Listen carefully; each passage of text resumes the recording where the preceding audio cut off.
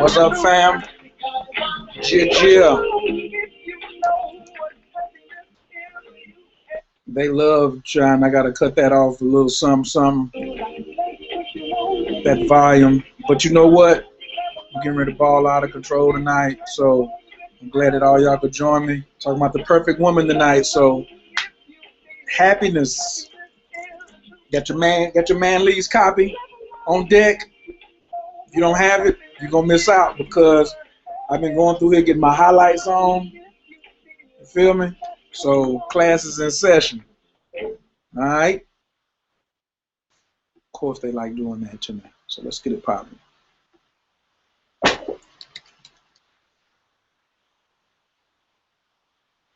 Good evening, citizens of Earth. Welcome, humans. I'm here to tell you that the future of your planet is at stake. We have to ask you to try to stay calm, and it's important for everyone not to panic. I am authorized to assure you that so far there is no reasonable cause for alarm.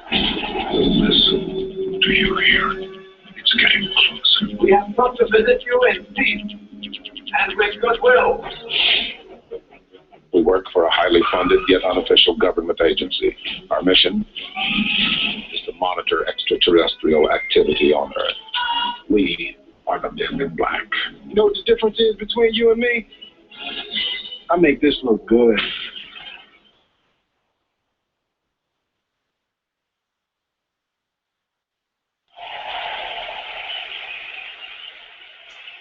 It's awesome, baby!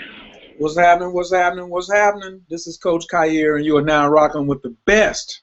And I say the best because I feel that each and every Wednesday, really every time the show comes on, when you know you got Coach Khayr handling the control panels, baby, I'm giving you the best that I got. That's in the 4 agreements. Always do your best. Don't take it personal. Don't make assumptions. And what's that? No assumptions. Always do your best. And don't take it personal. I guess I got to look it up or something. But, hey, if you feeling me, then you know what I'm talking about. 4 agreements. You know, I have to go and, like, look it up, like, right away. What are the 4 agreements are? Yeah, don't take it personal. Always do your best. Oh, be impeccable with your word. So when I say when I say you're rocking with the best, yo, that's got to be my word. You are rocking with the best, baby. Yeah. All right. Woo! Tonight, I'm pretty sure that this show is going to go the way I want it, but in some people, they're going to look at it 2 ways, right? They're going to say, man, he is on it, or they're going to say, he's such a chauvinistic pig, because I have this book, Man Leads Tonight, and class is in session. All right. Now, we're not going to go through all the book because it'll probably take thousands of shows for us to go through everything that's, you know, in the book. And if you want personal coaching on this from the author, you can go to manleads.com and sign up for her coaching classes. If you want me to do some coaching, I have some similar stuff with my gender harmonics that I use with Man Leads, Woman Follows, the Monk, the Visionary, the Soldier, the Nurturer, and the Lover and the Negotiator. But I really love, that's why I endorse this book totally, the entire concept of the man leading and how, you know, how essential that is for a healthy family, okay? And for us to have healthy children. They need to see men leading. And right in the book, and so some people say, well, why can't we just lead ourselves? Because there's 2 people in a relationship. And this co-parenting thing of everyone leading themselves doesn't lead to dancing. It doesn't lead to a waltz or to tango as 2 bodies moving as one, okay? It was 2 bodies to make the baby. You didn't asexually make the baby. So when you are parenting, co-parenting still needs a leader and a follower, which leads to an example, because following doesn't mean being enslavement. We say this all the time on every show that we do every Wednesday at 10 o'clock. All right? And you can start raising your hands now and calling in if you have an objection or something to say or comment. 347-205-9089. Press 1 if you want to line up to have something to say, right? I'm not going to get to callers yet, but you can go ahead and press 1 and get in line. So we talked about finding the perfect man already, okay? Tonight we're going to talk about finding the perfect woman. Now, in this book, in a past episode, we didn't go through the whole chapter, but we talked about unhealthy men. And if he's not healthy, because the women had all types of, well, what if he does this, and what if he does that, and what if he does that? Well, is he healthy? What's the criteria for a healthy man? Tonight, we're going to go through the criteria for a healthy woman, for a perfect woman. And of course, she's got to be healthy, but we're going to talk about some of the things listed here, starting, what chapter is this? Chapter 6, the Her Manual, page 141. Do you have the book? The Her Manual, right. And I love when I get to have a book like this that really supports me in what my case is toward having healthier relationships for the children and for our lineage and for generations to come. Okay? Because the generations now, if we pass down how we do relationships, we're in trouble. Okay? And to have a woman who wrote this book talking about, tonight we're going to be going over the never list. So men, you're going to be looking for things that women should never do. That's right. And then women, if you want to be perfect, if you want to make the sacrifice so you can be perfect, because this is not a religious show about in the Bible we're all born into sin. Sin comes from the Greek word hamatia, which means to miss the mark. If you miss the mark, shoot again until you hit the bullseye. Every time we fail, we get back up and try again. Why do people get married over and over again? Because they're trying to get it right. They missed the mark and they're trying to get it right. Happy, successful relationships that are 20, 30, 40 years, 50 years, they're not in sin. They've hit the bullseye. So it is possible. And not 1 or 2 relationships, but here's a book with over 1,000 men have been interviewed who are with the perfect woman. All right? Yeah. So we're going to go over what the research and the scientific facts are tonight. So buckle up your strap. You either with us or you with us. You might as well just be with us, man. Don't fight it. But tonight there's going to be some things that are probably going to ruffle some feathers. But guess what? I said it. We said it. And you can call in anytime you want and ask for us to go a little deeper into each one. Because in chapter 6 alone, there are 37, 38, 42, 44, 45 like points. And in 45 by itself, it's broken down into like 7 letters. And in the 7th letter, it goes into G1, 2, 3, and 4. So it goes like, 5 and 6. So it's like 45 has 45 A, B, C, D, E, F, G. Then there's a G, 1, 2, 3, 4, 5, 6, right? And some of these are my personal favorites that I used to like wonder how would I figure this out. And so now this is my criteria. And I know this woman is out here because as long as I'm healthy, because the healthy part is in the beginning of the book, the healthy man. So before I got to the Her Manual, I had to make sure and check myself before I wreck myself to make sure I'm healthy. So I'm going to bring on and talk to people tonight, and we're going to really get into the flow of this thing here. And I'm looking for Ro tonight. If she'll press 1 if she's on, so I can bring her on, because I'm sure she has some good stuff tonight to add. Because I could just easily just like go through this information by myself, and if I have to, I will. But I am looking for, because I normally want to bring on my co-host first. Okay, she's on the way, which is cool. But guess what? I can get this party started, and when she gets here, we'll just get it popping. So I already have a caller on the line. I want to let somebody else set the tempo tonight. Well, no, I'm going to get to the first caller. I see you got your hand raised. I see you, but I want to read the intro to this chapter here, the Her Manual. Number one says, do not emasculate your man. Now, there's been a big topic about emasculation of men in the media, especially with rappers like my man Lord Jamal, Chuck D. A lot of people have been talking about emasculating your man. And what are some of the things that the perfect woman does not to emasculate her man? So I want to set the show up tonight. When we say never emasculate your man. Do not dominate your man. Don't boss your man around. That means these are things that perfect women don't do. So when we're going through this and you're checking yourself off, don't take any of this personal.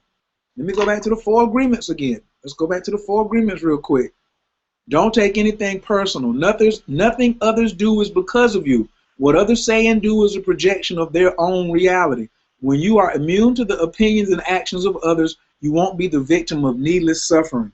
I also want to share from Jewel and the Lotus, because a lot of you know that I teach the tantric lifestyle, and I feel that these 2 books, now this is, is this a big endorsement? These 2 books go together. The Jewel and the Lotus by my teacher, Sunyata Saraswati, 3rd edition, purple cover, and Man Leads, because you can't do Tantra, ladies, if you're trying to be masculine and you got a psychic penis. You have to be Shakti, S-H-A-K-T-I. The man's got to be Shiva. You can't get into Tantra if you ain't understanding this dance. You see how it's a man and a woman on this cover dancing? See how it's a man and a woman on this cover in the Yab-Yum position? She's sitting in his lap. He's probably inside of her. Right. Okay. She's not masculine here. You want to do Tantra, listen up to Man Leads. A lot of times, for years, people have been asking me about, well, what did Sunyata say about this, or what did he say about that, and when you're practicing Tantra. And I'm not a student because I read the book, okay? Been studying with Sunyata personally since 2001, face-to-face. Check my timeline, period. Check my photos. Just type in Sunyata Saraswati Khayr, and then you'll see. But I'm going to read a passage out of here that's going to set this up for those of you who may hear some things that are disturbing to you tonight. They shouldn't be disturbing. They should be like, oh, wow. And this is my homeboys, my men.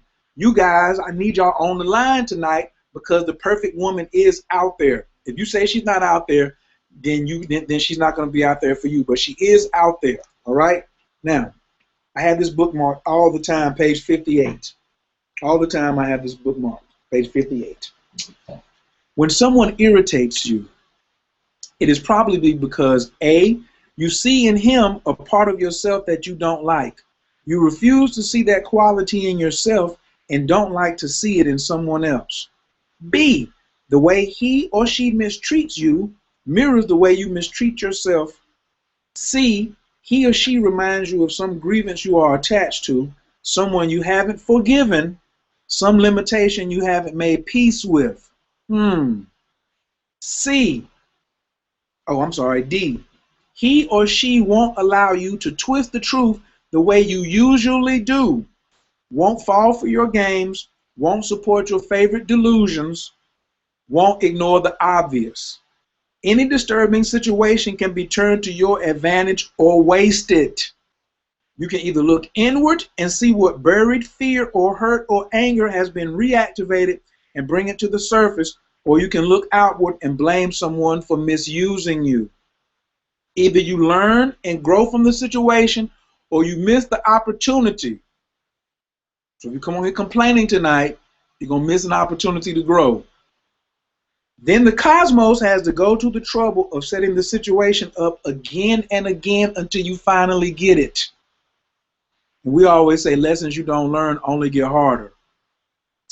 When you realize that someone is causing you distress, be grateful to that person, for he or she is your teacher. Yes. So when I'm stressing a lot of people out on Facebook or Instagram or whatever, or even in person, guess what? I'm your teacher. And boy, when you stressing me out, I know you're my teacher. So I'm trying to limit my number of teachers because I'm limiting my stresses. So I can have this, like Erica said, what if we only had master teachers? You're only going to have a lot of master teachers if you limit the things that stress you out. When you realize, oh, by being exactly the way he or she is, he or she has pushed a button in your subconscious. Now that button can become conscious and you are one step closer to freedom. I have read page 58 from Jewel in the Lotus, Sunyata Saraswati, The Tantric Path to Higher Consciousness.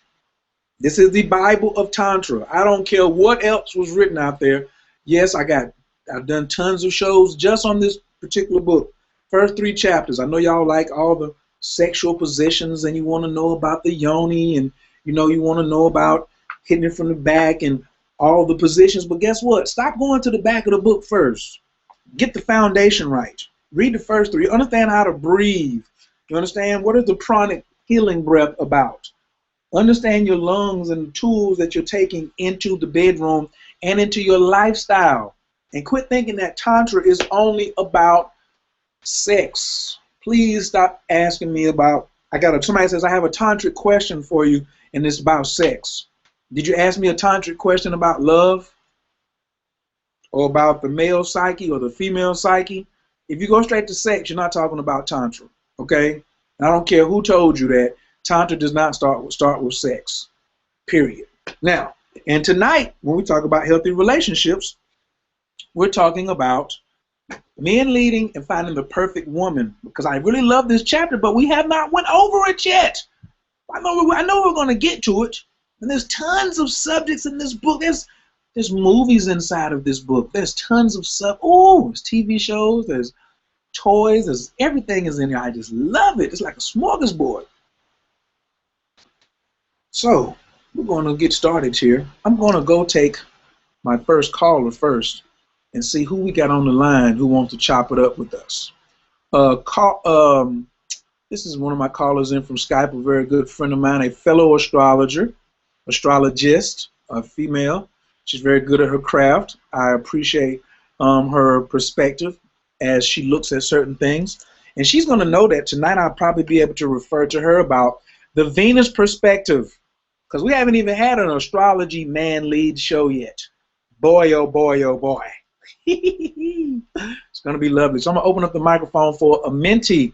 Amenti, thanks for joining us tonight. How you doing? I'm doing good. Can you hear me? Loud and clear. Okay, man, I wanted to speak the role because I had a situation with communication, and I wanted really an insight on the situation and what I could do about it. Well, I think that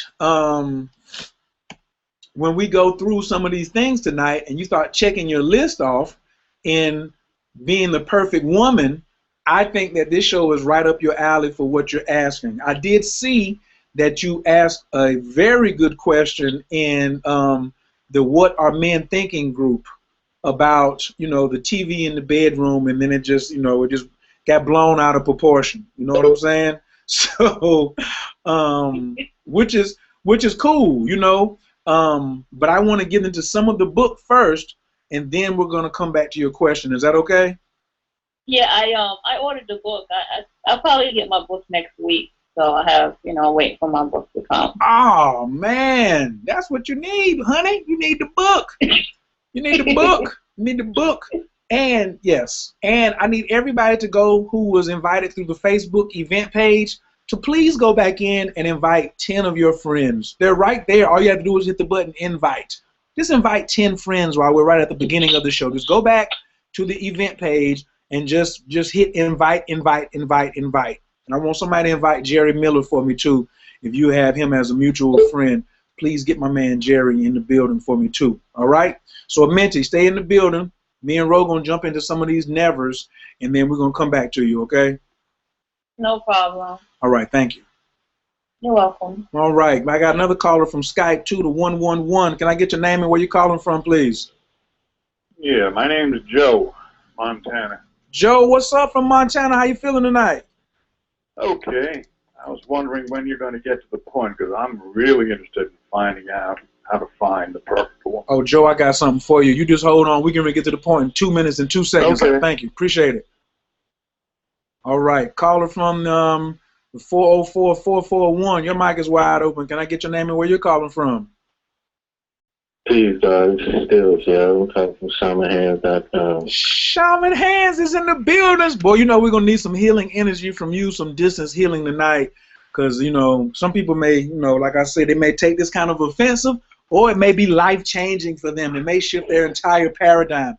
What are some of your expectations tonight from a show like this, looking for the perfect woman?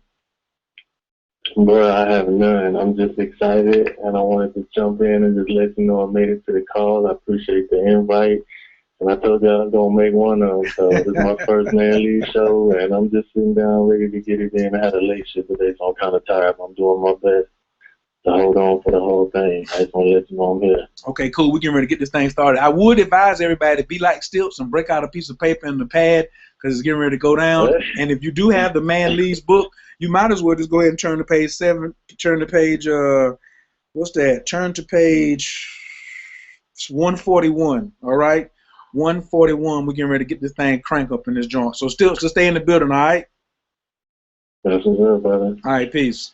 And one more caller before I bring Ro on. Caller from the 256-859. Can I get your name and where you're calling from, please?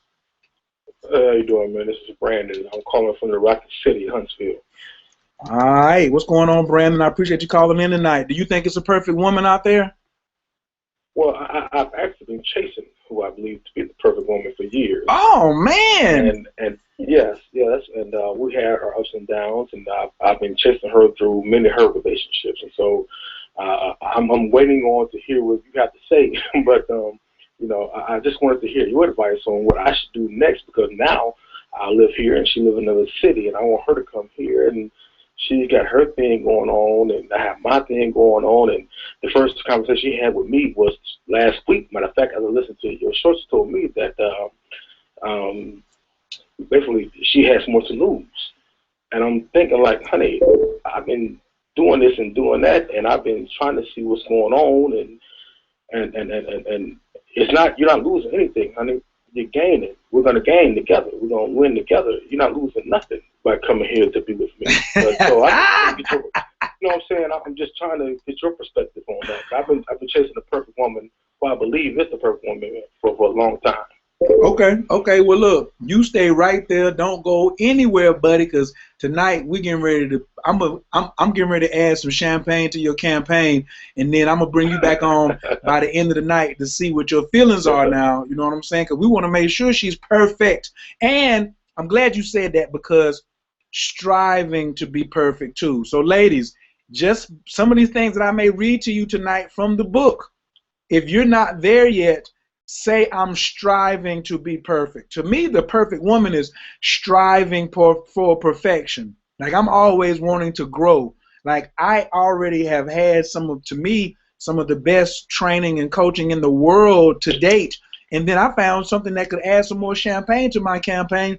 And I put some humility in my game and said I could continue to grow some more even from this text. So humility is a big part of growth and being the ideal and being the perfect person. So I feel that I'm the perfect man because I'm always willing to grow and add champagne to my campaign as well. So with that being said, Brandon, I'm going to put you back on hold. You get your pen and paper out, and I'm getting ready to bring on my co-host, the author, the quinlinguist. She's not a bilingualist or a trilingual. She's a quinlinguist. She speaks 5 languages. She's the only person who's ever had a multi-linguistic school for the youth open in the United States. She is the expert in teaching children how to speak other languages. And when you speak other languages, you get immersed in different cultures. And in different cultures, they do relationships differently. She's done the research, over 1,000 interviews of relationships all over the world in a 2-year-long study on the nature of good men. Wisdom and insight from 16 countries and 5 of our great continents demonstrates that healthy men are wired in very similar ways. We learned that good men such as these can only be happily paired with women who understand them. Basically, it goes like this. Man wants to feel strong to please women. Women understand this need. Women is appreciative. Man pleases more. A simple scientific truth can go a long way, especially when broken down step by step. Y'all get on your feet, put your hands together for Roll Cutno. Hello. It's awesome, baby. What's going on, Ro? I just love it how you know my background so well. Well, I'm an investigator, and as a perfect man, I'm supposed to be very knowledgeable about the women that are in my life, whether it's business, personal, co-hosting a show. That's just that's what perfect men do. I have to be the example. I can't just be up here talking about it and not living it, honey child. You know what I'm saying? Yeah. All righty. So, what do you think about tonight's topic? When I informed you tonight, I am excited. I'm so excited, and I do want to get straight to the point because I know there's going to be a lot of talking afterwards. Yes. So the floor is yours because I've been running my mouth for the first half hour, and you can go ahead and just jump in where you jump in because I'm gonna jump in too on like I said, off of some of the big points that I looked at here in chapter 6, which is a very long chapter too, Ro. Why is chapter 6 such a long chapter? Chapter 6 is about, it's a little bit longer for women to wrap their minds around what is necessary in order to love a man in a very harmonious way. And if anybody knows anything about women, you know that it requires a lot of petition for women to get information sometimes. So that's why. I think this may be the section. I remember a couple shows back, someone asked you, well, Ro, what is femininity? And you said there's a problem in 2014 that it has to be defined, and I have extensively written about it in my book. And I feel that from pages 141 to 228, which is about, almost 80, a little more than 80 pages, is dedicated to being feminine. Because I think that everything that I'm going to go over tonight is going to be anti-feminine. Like, number one, if you emasculate your man, that's anti-feminine. Feminine women, healthy women do not emasculate their men in any form, shape, or fashion. If you do, then you are not a healthy woman, and you're definitely not the perfect woman. So guys who are listening, the perfect woman does not emasculate men. Ro, can you jump in on that one? Yes, well, a lot of women in our society are unaware of the fact that they are emasculating men, which is why the book is so incredibly important, because women are mostly well-meaning and don't want to emasculate men or don't even understand what emasculation is. But when explained well, this goes a very long way. I want to start by explaining to every woman listening that there are certain things that men naturally, they may not be able to verbally explain this, but according to my research, there are certain things that men naturally want from women, and these have not changed. Young and old men from everywhere want the same things from women since the beginning of time.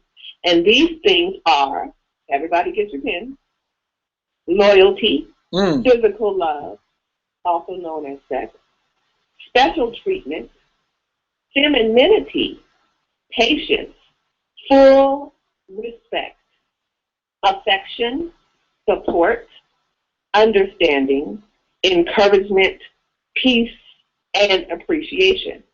If a woman has a natural chemistry towards a man and he is attracted to her, and she offers everything in this list.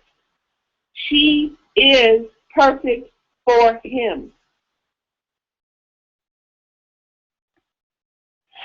But for the men, This is a dream come true.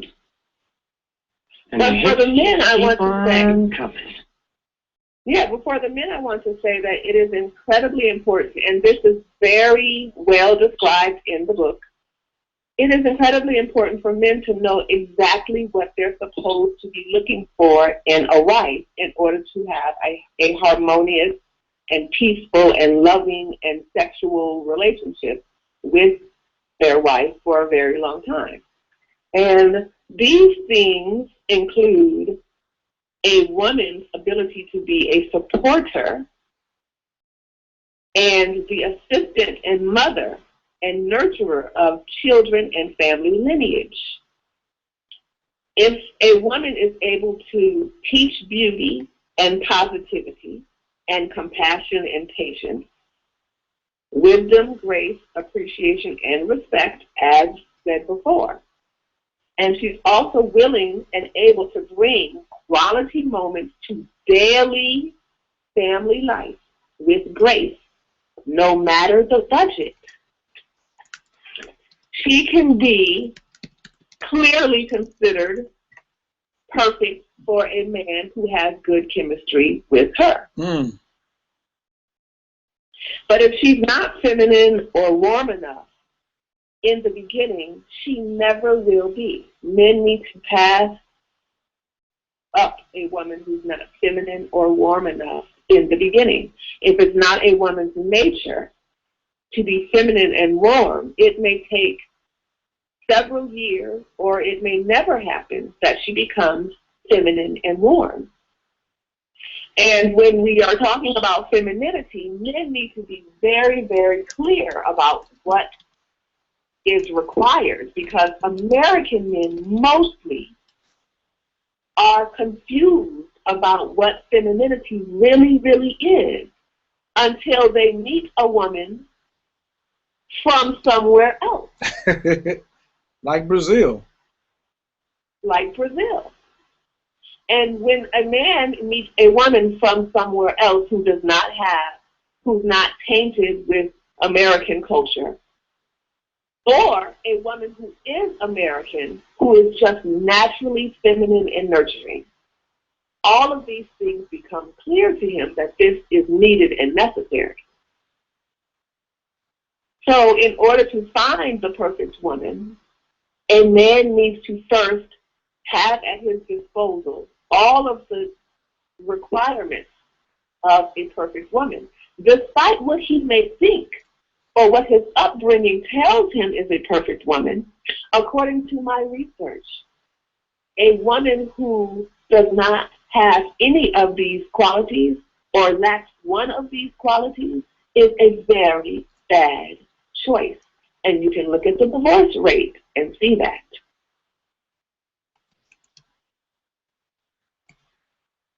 You sure can, because as Jay-Z says, men lie, women lie, numbers don't. Numbers don't. That's the facts, Jack. So, a lot of men think that they can find or pinpoint what an appropriate wife type is going to look like. But without the book, or without a very large amount of international exposure, we are only attracting women from our culture based on what we see and what we believe is going to work. But obviously what we believe is going to work doesn't work. I want to just add, one of the reasons why the programming is for you to believe that your money or your level of success is what makes something perfect, or your religious belief is, excuse me, your religious belief turns you off to believing that you can not that, since I said earlier, you're born into sin, so you can't, there's no way for you to have that because no one's perfect. That's the biggest load of crock that there is anywhere. It's just a load of crap. Right. It's just a load of crap. And what's happening is people are going around with these beliefs that they've been told, trying to make things work. That is a load of crap, just like you said. If it's not possible to work, it's not going to work. No matter what type of energy you put into a relationship, no matter what type of assistance you may seek, if you have chosen the wrong person, or if the person you're with is not willing to learn, grow, or change, you are not going to receive harmony and peace. You can forget about it. You can forget about it. I mean, that's just the facts. Right. According to my research, this has nothing to do with belief and everything to do with having the right information and making the right choices.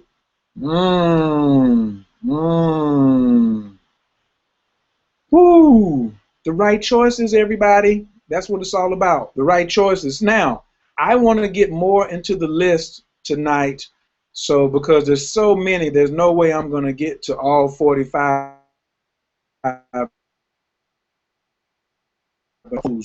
For my bros now. So I know some of you ladies are going to be like, well, listen, we already did a show on the perfect woman, okay? So this is a show for my bros. I'm just going to do a couple and Ro can like jump in wherever she wants. I'm just going to read some of the parts. Do not emasculate your man. Despite current overall opinion, men actively do have feelings. In fact, men are more loving and sensitive than women are in many, many ways. Most men do not show their feelings in all settings because they still need to protect their masculinity. Still underneath, we are highly sensitive. Intentional or not, no pain is greater than a pain inflicted on a man by the woman whom he loves. So if your woman's inflicting pain on you, which is now a serious epidemic, she's not the perfect one for you.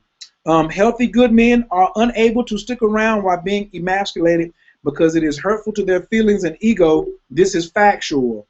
Do not dominate your man. Dominating is emasculating. Although we are far from caveman times, men still have the instinct to stay aware of threats that may require protection. If you threaten a man, which includes ultimatums, male instincts will cause him to see you as a masculine threat and go into attack mode. I'm going to stop right there. Men. Yeah, I want to add. Because people don't understand how harmful emasculation is. It is a fact that emasculation lowers a man's testosterone level. Testosterone is not this evil thing that causes aggression. We have to remember that a man's testosterone is required for his health and happiness. If a man has been in a situation where his testosterone is being compromised, this also affects his willpower, his mood, his physical strength, his immune system, his sex drive, his sperm count, his sperm quality, work performance, patience, nervous system, self-esteem, and self-respect. So it is not something that it is not considered loyal or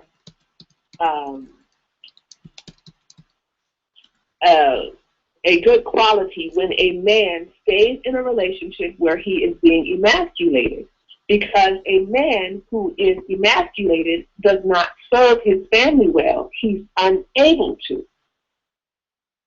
And it's not possible for a woman to completely emasculate a man, but it is possible for a woman to emasculate him to the point where he feels not as capable of protecting and providing, which is a very big problem.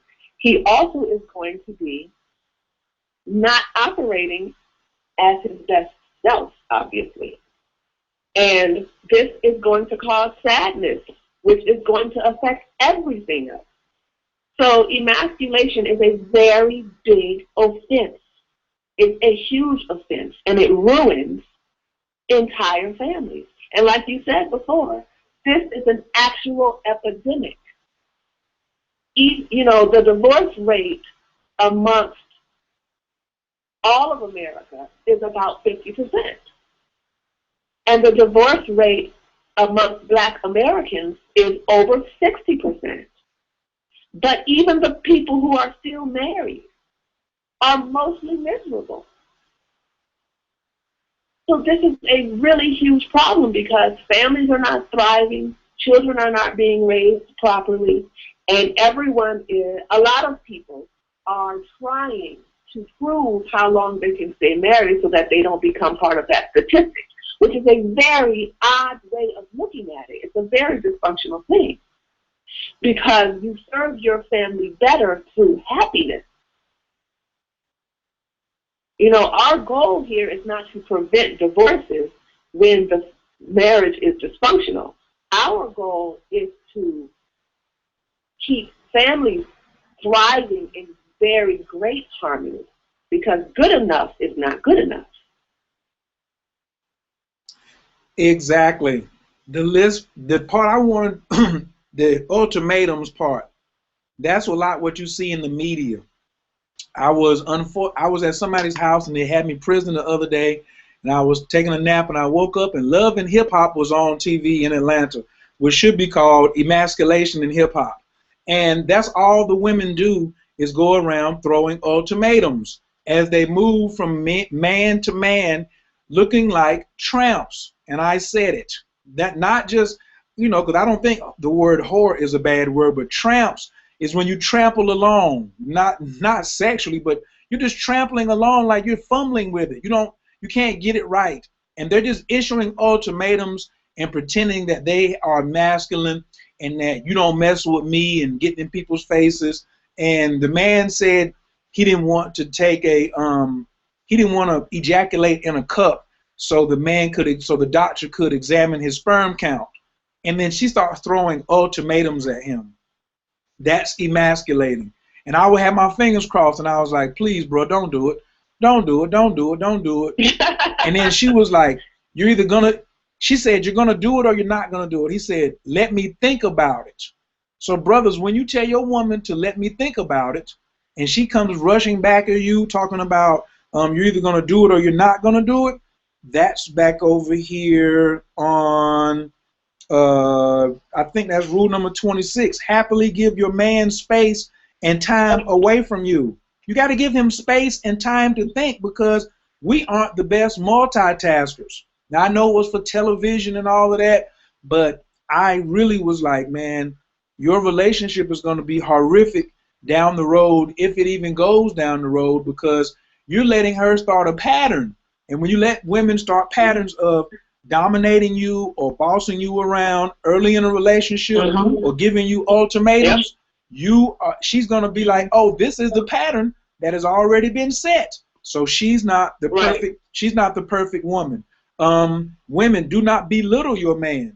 If your woman is belittling you or saying you suck or you're always wrong or you ain't shit or who told you to talk or anything like that, then she's not perfect.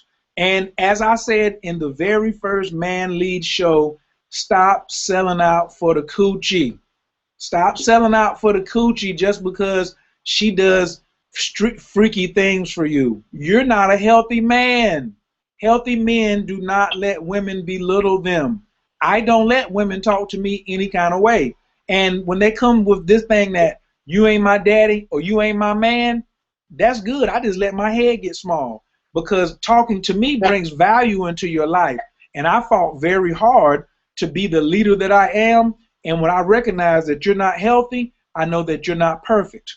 Because to be perfect, you got to be healthy. So if you don't respect all men, if you only respect your father who you're probably upset with, who may have even been an absentee father, and you're not even in a relationship, and so you're saying that I'm not going to listen to any man who I'm not in a relationship with, who I'm not having sex with, I don't respect your authority or your natural energy, then she's not perfect.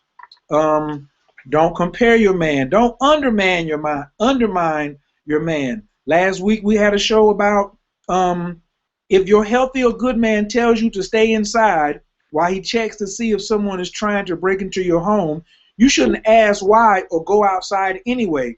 He's trying to protect you, silly. Taking away his instinct to protect you is taking his usefulness as a man. Ro, what do you got to say about that? We did a show last week about women staying inside. When the man says go inside, and then some women is all up in his face, you don't tell me what to do. Harriet Tubman was on the front line, and Rosa Parks on the front line, and all this on the front line. What do you got to say about that, Ro?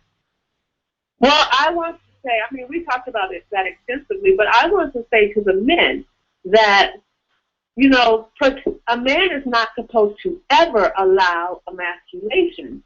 And it needs to be clear that it's not just for him. When a man does not allow emasculation, it protects the family. Because the moment a woman slaps a man in the face, figuratively or actually, it's all downhill from there. She is not going to be able to respect a man who allows her to talk down to him or to belittle him in any way. But she will continue it, but she won't be able to respect him. And every man knows that respect is love to a masculine man. So this is a cycle. If a man allows emasculation, the woman loses respect for him, and then he doesn't feel loved. And then he wants to leave the family emotionally or physically. So men need to keep it very, very clear in their heads that not allowing emasculation protects the family. Exactly. Protects the family. Don't disrespect your man. Disrespect is emasculating. Women often do not see how certain things can be disrespectful to a man. To be clear, anything which causes your man to feel like a fool, including manipulation, is disrespectful and emasculating. Women, if you want to be perfect, you're going to have to be honest. Is your woman manipulative, men? If you have a manipulative woman or you're chasing a woman who's manipulative, then she's not perfect. She's emasculating you. So don't do it. Don't go for it. So that quick list, the little 14 right here. Don't belittle your man. Don't talk down to him. Don't ignore him. Don't let him feel irreplaceable. Don't play down your need for him. We've talked about that. The perfect woman is needy.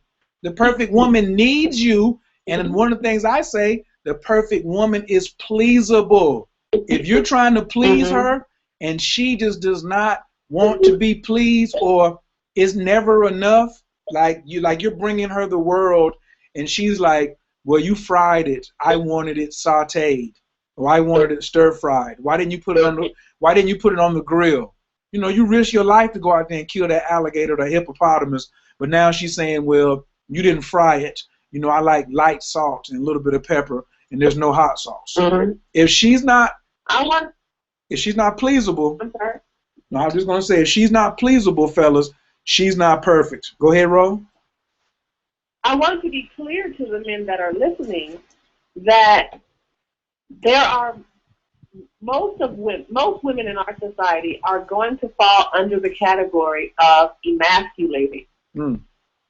And it needs to be clear to men that women, if led properly, most women will learn the right way to do things if information is given to them in the right way. This is why it is so important and has been such a huge gift to a large number of couples when they have the book. It is clear that this is not biased, that I have not written anything that is upsetting to women. This information gives women everything they want while also giving men everything that they want. So, you know, I don't want the male listeners to think, well, how are we going to find a woman who's not talking down to men? Women are supposed to be led by men. And once you have the tools, you will know how to lead her. You can create the perfect woman. Ah, I love it. She said that's so nice. I'm going to tell you this. I'm just going to put a little urgency on it. The scenario that we're in the West right now, with the numbers and divorce rates and the way our children are growing up, if the Ku Klux Klan throws me a rope while I'm drowning, I'm not going to say, well, it's the Ku Klux Klan. I'd rather die and drown. Okay? So this whole thing about, well, because I get this all the time. Well, Khayr, I would have done it, but it was the tone of voice that you said it to me. It's an emergency, so I stress things. But if you see wisdom and you're saying, well, since you didn't express it to me in the way I want it to be stressed, sometimes you just don't want it. But I'm not acquiescing to that. That, to me, that's an ultimatum that some women like to semi-manipulate me with. I just ignore it, and I go with the women who are saying, give me more. Give me more. Oh, my God, thank you for this show. Thank you for this information. Those are the women, and those are the men that I'm doing this show for. I'm not doing this show for the dysfunctional and for the argumentative and for the unhealthy. So, yeah. Get the book, everybody, manleads.com. Order it. Go to Square Up and get it. Rose having a sale right now, and this is important that you get it quickly. You can get it, and you can get it cheaper than even the Kindle edition that I paid for. Another one is don't be a user. If a woman is a user, she's not perfect. A woman who accepts anything from any man who she knows or doesn't know well without showing appreciation is abusing the very delicate nature of that man. A woman who is not appreciating is using.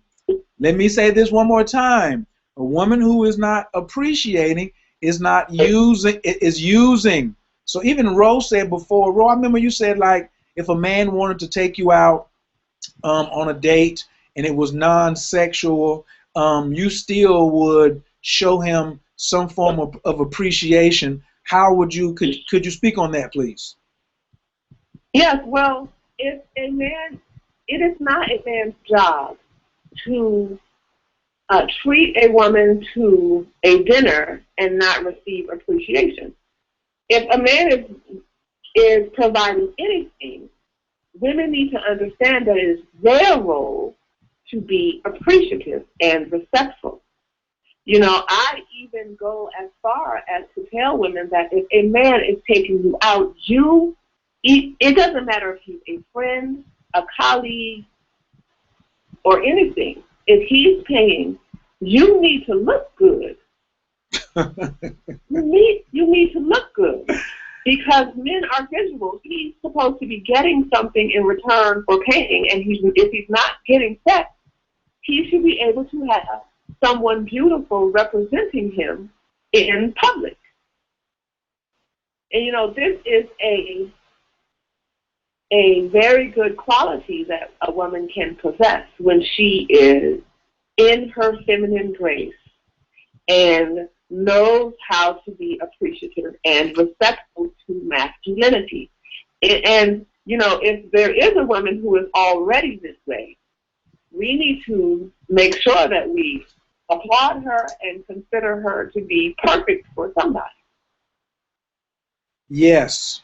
And but I want to talk about how to find the perfect woman. Okay, go ahead. How do we find the perfect woman? Because I know that the listeners are still wondering, although we have actually said the first thing you need to do is to be clear as to what a perfect woman for you is going to be like. And all of these qualities must be in place. So you do not want to be in public hunting around for women, and you're hunting around for the wrong type of woman. Attraction is not going to be good enough. The same religious background is not going to be good enough. All of these other attributes need to be in place. And men have the power in a relationship to, we often say that women choose men, but I disagree with this. I think that there is a point in a relationship where the woman chooses the man, but the man needs to choose first. Of course, the woman needs to agree afterwards, but the man needs to choose first because he doesn't want to approach a woman he doesn't want a woman to approach him because that's hunting and that's masculine energy. So the first thing is to know exactly what you are looking for, which are the things that we discussed and are further discussed within the book. The second thing is to make sure that he approaches her first. If a woman does not want to be approached, she's either uninterested or she's in masculine energy. So this is a very good filter. So, the other thing, I'm sorry? So you're saying that if you approach the woman, you're either going to get one of three responses.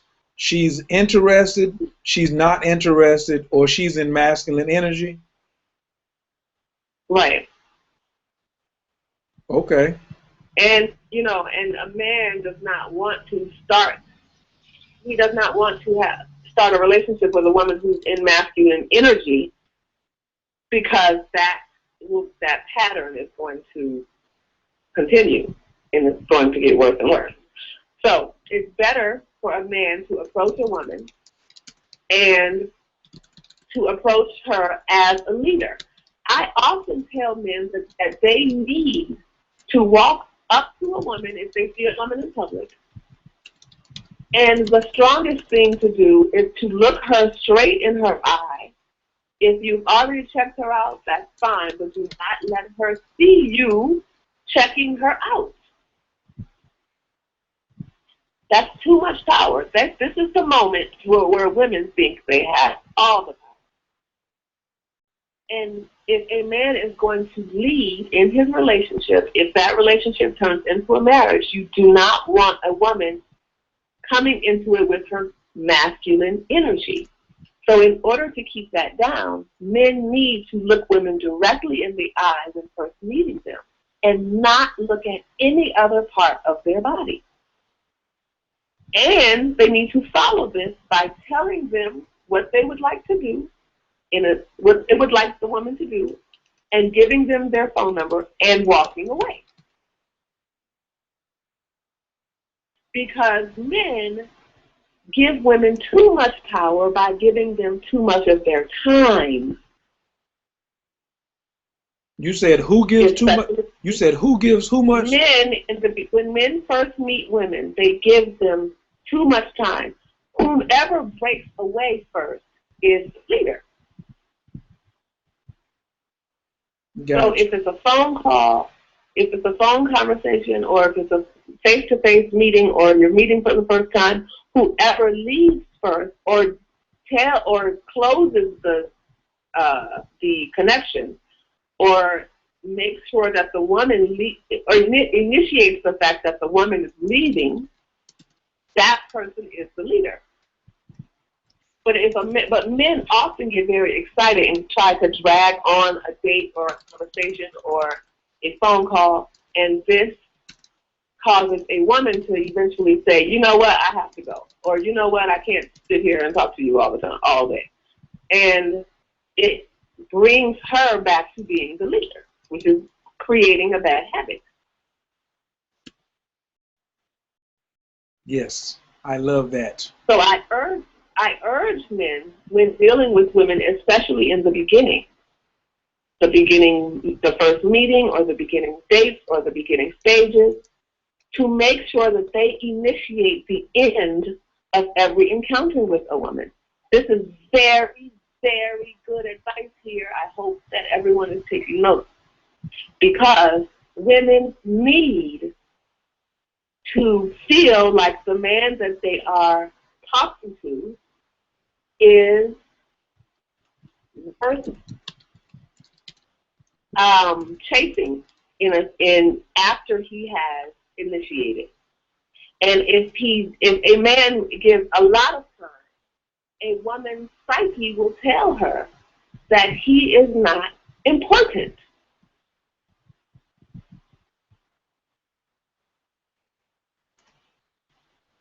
Say that one more time. Who's going to tell who's they're not important? If a man gives a woman too much time, she's trying to determine who he is in the beginning stages.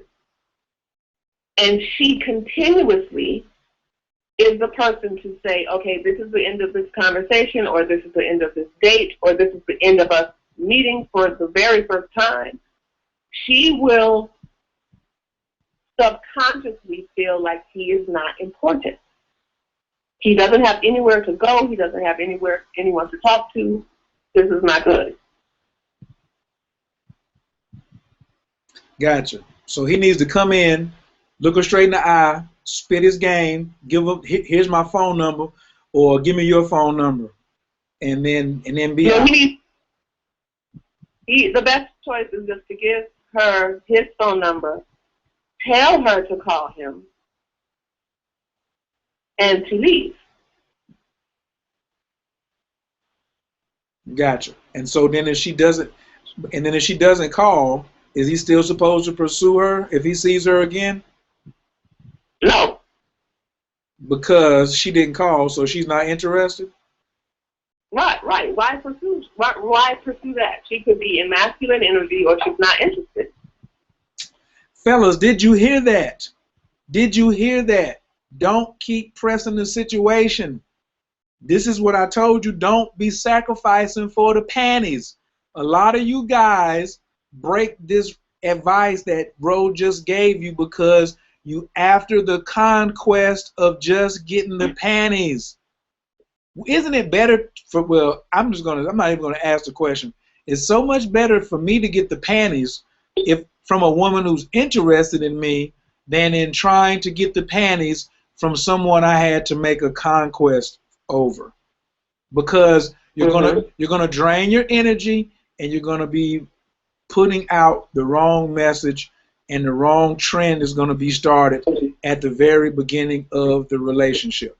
Period. What are some of the? I mean, yes, we want men to be gentlemen. Yes, we want men to let women have their space and feel safe, and all of those things that men naturally want to do. But in these beginning stages, it needs to be very clear as to who is the leader. Yeah. Very clear, fellas. Very, very clear. Yes, very clear. What are some of the other? And guess what? What? But guess what? There is no rejection involved in that. So that keeps the man feeling as the leader. Gotcha. He did not ask her to tell him what he thought, what she thought, nothing. He didn't ask her anything. I want to talk about number 23 on page 188. Retrain your mouth. I feel that the perfect woman will retrain her mouth. If a woman could learn to filter more when talking, many negative reactions could be avoided in a plethora of ways. Feminine women shouldn't be loud, publicly use profanity, or sound masculine in any way. You should find your soft, nurturing, feminine voice, then get into the habit of using it. Ro, does the perfect woman scream and use profanity? This is so hard to teach women. This is so, but you know. Why? Wait a minute. Why? Wait a minute. Why is this so hard? It sounds, when I read it, it made sense to me. It made sense to me as soon as I read it. Why is it so hard to teach? Well, the main thing is that women have been growing up watching their mothers, their grandmothers in this country, and everybody on TV talk in very crass, masculine ways. Even women who have pleasant voices still use their words to emasculate men. And it seems cute. But when I get involved in a group of women and we are talking, I challenge them immediately to use sweet, endearing words. Mm. Just practice on me. To just practice on me. And this makes them understand that there really is a problem. So if I say to a woman, okay, I would like you in every other sentence when you speak to me to say sweetheart, pumpkin, sweet pea, my dear, with sincerity and a sweet voice while looking me straight in the eye and smiling. Almost no woman can achieve this if they are from America. It takes a lot of practice. Usually grandmothers get to the point where they realize that using such words works. But that's after they have gotten divorced, that's after their relationships have all failed, that's after their families have broken up. It doesn't need to be that women wait until they are 65 years old to learn the power of a woman's mouth. So, you know, I want to stay on the point. I want to stay on the point about finding the perfect woman and who she is. And yes, the perfect woman needs to be beautiful through her voice and her words. And some men are going to have to teach her this. You can send her to one of my classes. Make sure she gets the book. You know, have her email me, whatever. But this is a cultural problem. This does not stand alone with Black American women. This is an American woman's problem. And several white American men have told me that they are no longer fooled by the white woman's voice. They're mean. Almost all American women use their mouths to be mean. And if a man is in a relationship with a woman who uses her mouth to be mean, he needs to address this as soon as possible. She is very far from being perfect for him. Wow. This Rakim Sekou from Juju Mama Love Academy stressed that point over and over again, that women tend to use their mouths like an unpunishable gun, because there is no law on the books for verbal abuse of men. Most physical violence from men is a retaliation from verbal abuse from women. And this whole thing that you've seen in the Tyler Perry movies and other movies about, go ahead, what you gonna do? Hit me? What you gonna do? Hit me? She's antagonizing him. She's emasculating him. She's calling him names and saying he's a punk because he's not going to do anything or he can't do anything, when really she has the power of the judge and the badge behind her. And she's trying to set him up. She's trying to set him up in a very, very bad way. And she's very unhealthy. So you men who see these type of women, let your head get small. I'm giving you a free coaching tip. Turn around and walk away. Because women like engaging. They like engaging in conversation, and unfortunately they like engaging when their emotions get riled up and they want to go to war. You ever watch one of these fights where you see two sisters grabbing hair and fighting each other, and look how long it takes longer to break them up than the fight was, because they want to engage. Do not engage, men. She's not perfect. Here's another one. Don't interrupt your man when he is speaking.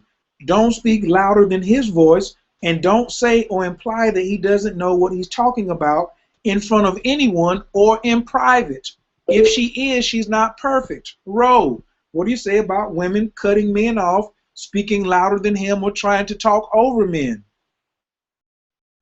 I want to be very clear to the men that are listening that it is a woman's nature to cut off people when they talk. This is all over the world. This is how women communicate, and we find it to be engaging, just like you were saying, and we find it to be okay. But men need to make it clear to women, their women, that that does not work for them, and they need to get their women the book to help them understand why it doesn't work. It's a matter of science as to why this doesn't work. A woman cutting a man off is disrespectful. It will lower his masculinity and his testosterone level. It also causes a man to lose his train of thought, because men are not great multitaskers. Mm. And it's not fair when women try to overpower men in debate. So one of the main things that we go over in the book is how women are supposed to fairly communicate with men, to even the playing field so that men can communicate fairly. And one of those skills is for a woman to ask a question and to close her mouth. You ask a question and close your mouth. You do not add to the question. You do not change it once you have asked it. Women are very good, skilled verbally. They can put together a question very easily that is quality and ready to go. A woman is supposed to ask a man a question according to my research, and then she's supposed to close her mouth. And there is a skill to this that women need to learn. This is a very fabulous gift that I'm about to give to you. When a woman asks a man a question and she does not interrupt him, he will answer the question to the best of his ability and probably based on what he thinks to be acceptable to her. If there is no negative reaction and there is no, just rambling on after that question is asked, but if there is silence and acceptance after the question is answered, a man will go into further detail because the woman is quiet. And if she is more quiet, he may go into further detail and further detail and further detail. So one of the ways to get a man to connect with a woman verbally the way that she really, really wants is to be quiet. Have sex with him, ask a question, go to do something that involves any type of physical activity like hiking or fixing a car, and be quiet.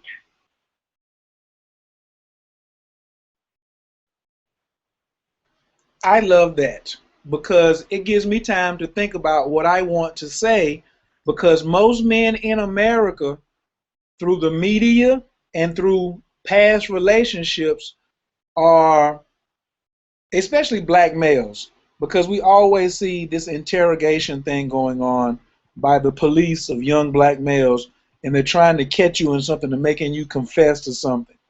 And so when I come home and then my significant other is interrogating me, it doesn't feel like I'm talking to a woman, or there's not that there's going to be a reward for it.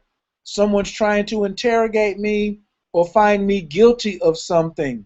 Even if you're asking me simple questions, if you give me time, I will give you a deep answer. Now look, I'm going to give women, here's a tip. Here's a coaching tip from Coach Khayr. Men too, because we just heard that it's a woman's nature to cut men off. And we made this up. Me and my homeboys made this up in 1988 at North Carolina A&T, and I give this out to each and every one of my clients, especially it helps improve relationships 1,000%. And I'm going to give it to everyone right now for free. It's the word pause. If I'm talking and you want to interject in the middle of what I'm saying because something is burning for you to do it, just say the word pause and treat me like a tape deck. And the man will hold it, because that word pause is respectful. That means I'm going to hold it right there, and then you tell me what you want to tell me, interject, and then say repause. That means let me finish what I was saying, because we want to get it out. It's almost like bringing a man close to orgasm and then not letting him finish. You understand? We don't like that. We don't like getting cut off we don't like getting cut off in traffic. We don't want to get cut off in sex. When we're having a deep, affectionate kiss, we don't want someone to like stop and break away from it and answer the phone or answer the door. We used to do quickly, like, yeah, we'll get that later. But if you say pause, if we're talking and you say pause, then that means I want you to respectfully hold up. I use that for women all the time, and men, and children. I just say pause. And then when you finish interjecting, say repause and let me finish. And I promise you, you can try this tonight, even with people who have not even heard the show, and someone's talking and you want to make a point, just say pause. And then say what you got to say, make it quick, and then go back in. Don't use it to attack anyone, though. If you use it to attack someone, it'll backfire on you. But just to interject something that you're making, because I just saw a press conference with Talib Kweli and the guy from CNN, and it was very like borderline ignorant, especially for the guy who was doing the interview. You know, he looked very niggerish. He didn't represent people or interviewers very well, because he kept trying to talk over Talib Kweli, you know, and Kweli or whatever, and it was just very crazy. So the technique of using the word pause, ladies, because if you cut me off more than 2 times and then I tell you about it and you keep doing it, I'm going to end the conversation, or I'm going to mute you, I'm going to walk away, and then because I don't feel respected. But if you tell me pause, that means I gave you a system. So fellas, this is something that you can talk to the perfect woman and help her be more perfect, because the perfect woman needs our assistance in being perfect too. She can't just come perfect, like Rose says. Get her the book, explain things to her, be a better communicator. But reading the book gives me confidence. It gives me confidence. I don't have to be afraid of her ultimatum. And now I think tomorrow I can walk up to somebody in Atlanta and she's looking really cute, and I just give her my number and be like, yo, call me. I'm going to try that tomorrow, Ro. Mm-hmm. You need to say, you need to call me. Ooh. Need. Ooh. And then what if she says, for what? What do I say then? No, you're not answering any questions. Ooh. I'm going to just tell her, you heard what I said. You need to call me. Cut. Oh, no.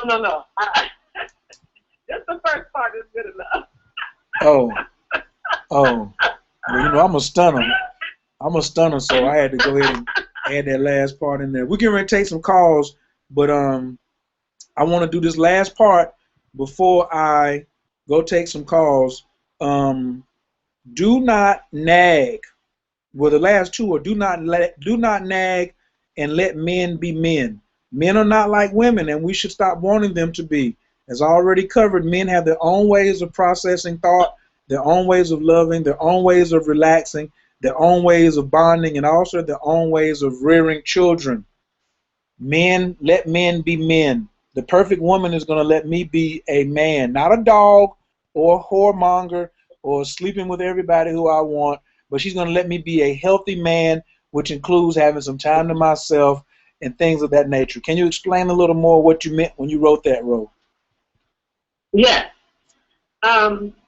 It is not clear to women in our society that men they have a necessary requirement to be able to feel like a man. And it requires that women do things like give men time and space, that they encourage men to do things that are going to be adding to their masculinity, their boys and their men. And when a man has a woman who is encouraging his masculinity, this makes her very valuable to him. Very valuable. I thought that was going to be my last one, but I'm sorry. I had to do, I do this one because I'm from Team Success. Anybody knows about Coach Khayr and Team Success? Rule number 3 is what? No whining and complaining ever. Now, this is something before I even knew there was a Cutno ever on planet Earth, before I ever saw the book, that was rule number 4 out of the 10 rules for team success. No whining and complaining ever. I said no whining and complaining ever because the law of attraction is always working. When you whine and complain, you attract more things to whine and complain from. So in Rose's book, it says, number 13, page 161, be happy and never ever complain. Complaining is like stabbing your man in the heart. Remember that a good man lives to please his woman. So if you are not pleased, aka complaining, this is extremely harmful to your man's masculinity and self-worth. To be clear, whining, blaming, criticizing anyone, including other women, and especially criticizing him is complaining. Saying that you are lonely is complaining. Being annoyed about the weather is complaining. Saying you're tired or even bored is complaining. Even rolling your eyes for any reason at all is complaining. Your man wants you to be only pleased. Now, Ro, now you know you picked a big one to go there because even Mia Miata gave me a question in the room and she said, well, what if I have to tell the man about himself? What is she saying? This is an art form, and I promise everybody listening that there are women on earth who practice not complaining and practice being positive. And there is a secret to this, and this secret is that a woman is supposed to stay in her feminine energy, which is positive, and say what she does like and what she does want and what will further please her. Now, the reason that this actually works is because what women think about men in our society is all wrong and all confusing. Women think that men are out for themselves and that they just want to see who they can exploit, and this is not true for healthy men, which again are most men on planet Earth. So if a man does fall into the category of healthy, then he naturally wants to have his woman be pleased. So knowing that he wants his woman to be pleased is all the knowledge and power that a woman needs to not complain. Women are supposed to say what they do want and what will further please them and what they do like, because men are listening very intensely for this information. Very intensely. All righty. We got, and this last one, of course, ladies, I'm sorry. I thought I was going to be the last one, but this is on page 156. This is It says, don't be a user. Using is emasculating. If for something really great that he has done, at least a loving blowjob after verbally expressing gratitude is what it would take to show him how deeply you are thankful. Yes, a blowjob every single time. If this seems like work, well, maybe that's why they call it a job. Ro, why did you put the woman needs to give the man a loving blowjob in the book? Because there does not need to be any unnecessary sexual limitations when we are talking about a loving couple who are committed to each other. And if this is not a woman's man, by any means, please do not give him a blowjob. But if it is your man and you are trying to show him real gratification for something truly great that he has done, you're going to have to involve touch and sexuality.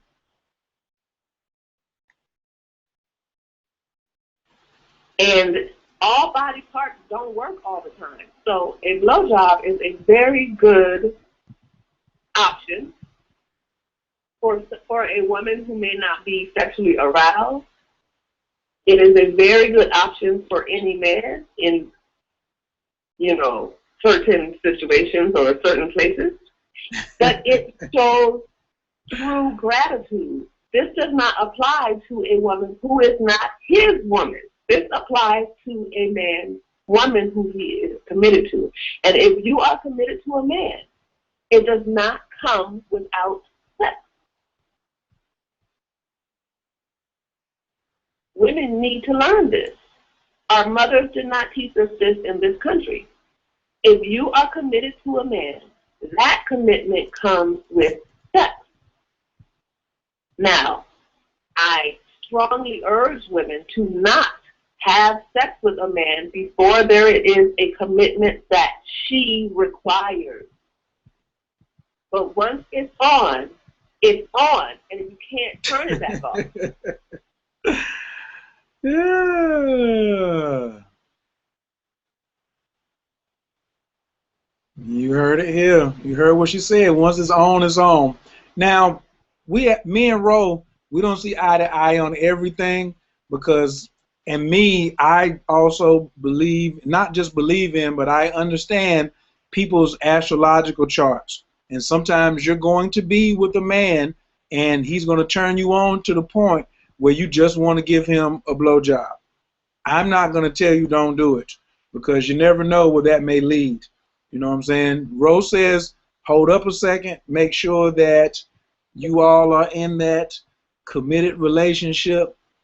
I say as a maybe a general rule, okay, but there's exceptions to every rule because when a man comes in and he's activating a woman's Mars, if your Mars is in Leo and that Leo man comes around, you want to give that man some head. Or if your Mars is in Aries and the Aries man comes around, some women are just have a propensity for blowjobs. But that's a whole nother show. Like I said, when we do. But I want to say that again, boyfriends should not receive all privileges. Okay? And men are constantly going around saying that there are not reasons to be married if they get everything that they need when they are a boyfriend. Some men. But men treat girlfriends and wives completely differently. And if a woman wants to be married, she needs to have certain boundaries and certain requirements in place. I am not talking about playing games or being manipulative.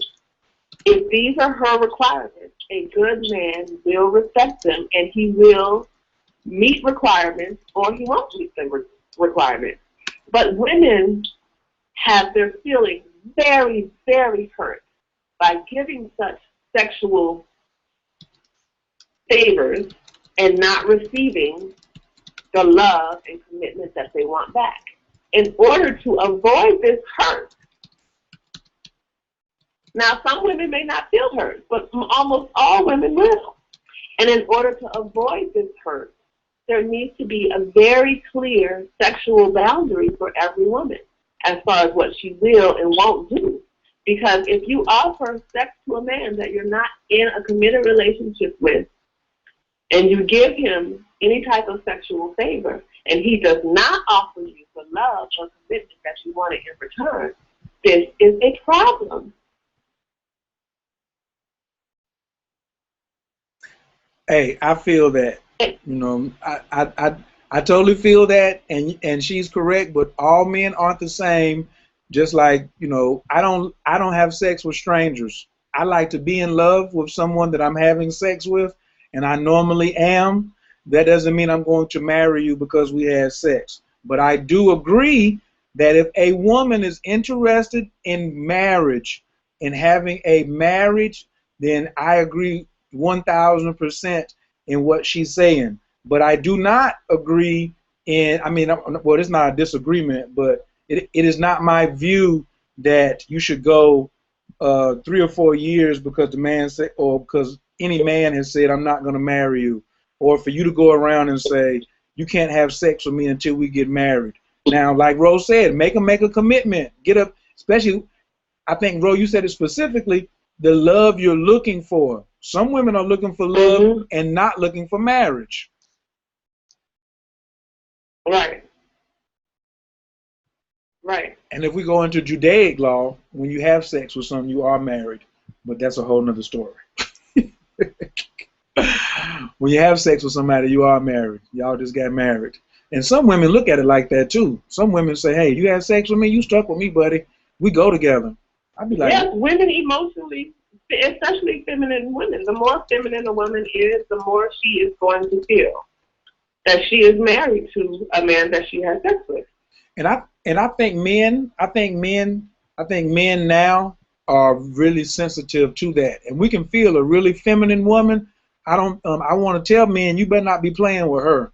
If you have sex with a really feminine woman, don't go in there with the conquest thing. You better go in there serious, like you can really lock her down, because you know there's some women who just have a very, like, if you're a Scorpio rising or Taurus rising or Leo rising, you have a very strong sex drive, very, very, very strong sex drive, and you may not be as interested in marriage as a Capricorn rising or a Cancer rising. So, but like I said, once again, that's when we do the Man Leads Astrology special show. That'll be coming up. All right. Let me go to the calls. The lines are lit up. People want to talk to us. Amenti's been waiting. My man Stilts has been on the line for a second. I want to hear what Brahman has to say. He was talking about he's been chasing the perfect girl. I want to hear what he has to say. Amenti, your mic is wide open. Thanks for joining us here at Man Leads Radio. What's happening with you? You've been listening since the beginning. Come on, talk to me. Okay, y'all can hear me? Yep. Yes. Okay, oh goodness. Just to make it quick, Khayr, it's not about the issue with the TV. my issue is, I've asked him, I said, what makes you feel like I want to be somewhere else? What am I doing? What am I saying? What makes you feel like I want to be somewhere else? I feel like you're projecting onto me what you want to do. And then I asked, well, do you want to be with me? Well, he said they're quiet. And then he said, I don't have anything to say. And it pissed me off. And honestly, I wanted to just slap him in his sleep and curse him out. But I'm trying to just find another way to handle this. And I also purchased your book. I should be getting it maybe next week sometime. Okay. So I need to be clear. You asked him what makes him feel he wants to be with you? No. Why does he feel like I want to be somewhere else? Like, why does he keep making, indirect comments and quick comments to me to make it seem like I'm talking to other people, or, I want to be in somewhere else is what I'm saying. Okay. So you are aware that it's very topical that he cannot express himself verbally, right? I guess, yeah, I'm aware of that. Okay. So it's possible that your question alone confused him. But why would it be? It's a confusing question. He's probably thinking that he explained it already, or that he tried to explain it already, and he may be frustrated by not being able to explain it to you the way that you want it to be explained. Okay, that's true. So let me just give you an example. Okay, he said he wants the TV in the room. I asked the question. He wants to what? The TV in the room, right? Oh God, it's a long story. I don't want to get into it. I'm just trying to change and be more feminine and learn how to communicate, because I have an issue. I'm the one that usually cannot communicate. He's the one that communicates more than me, and I'm making a transformation. But it's hard, and I'm hurt because I'm like, I need an answer. Why are you not talking to me? Why are you not responding to me? I just feel some kind of way.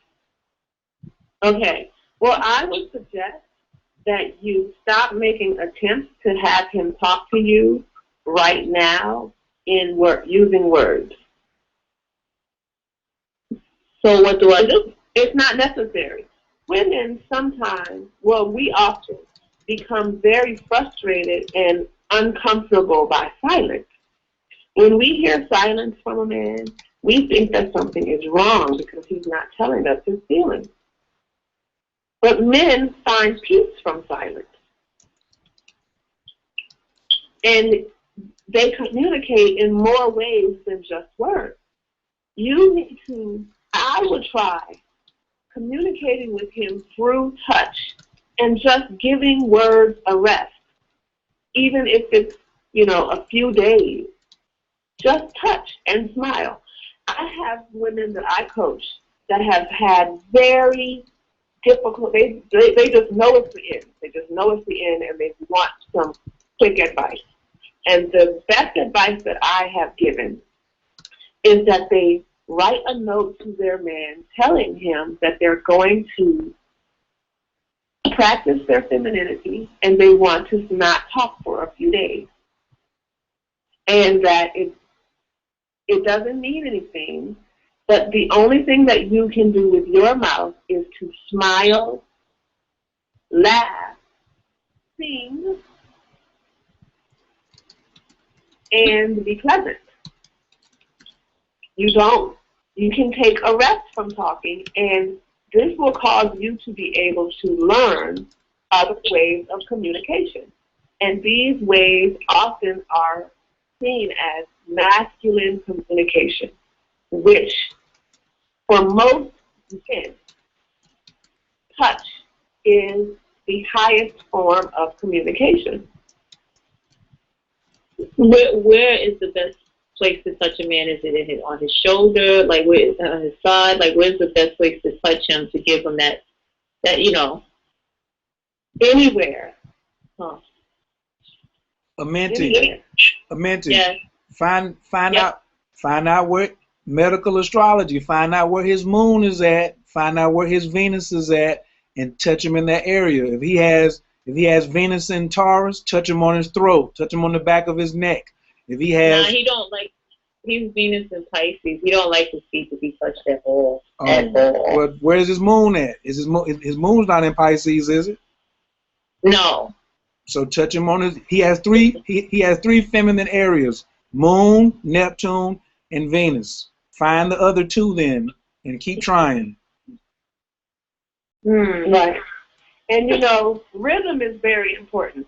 If you are a truly nurturing mother, you learn that rhythm in the way that you touch your baby is soothing. So, women have power through their hands to do circular motions on a man's back, circle, pat, circle 2 times, pat 2 times, circle 2 times, pat 2 times. You will be amazed by the reaction and the benefit to this. When I had, with my young students at my school, sometimes they were 6 or 7 or 8, if there were problems in the classroom, the teacher would mostly be a woman teacher, and she would try to talk to them about this and talk to them about that. But the boys were not feeling love, so they didn't want to talk to the teacher. So I would go to the classroom and talk to them in a very soothing voice while doing 2 circles on their back and 2 pats, and 2 circles and 2 pats, and 2 circles and 2 pats. And this caused them to feel respected and loved enough for cooperation, to feel peaceful.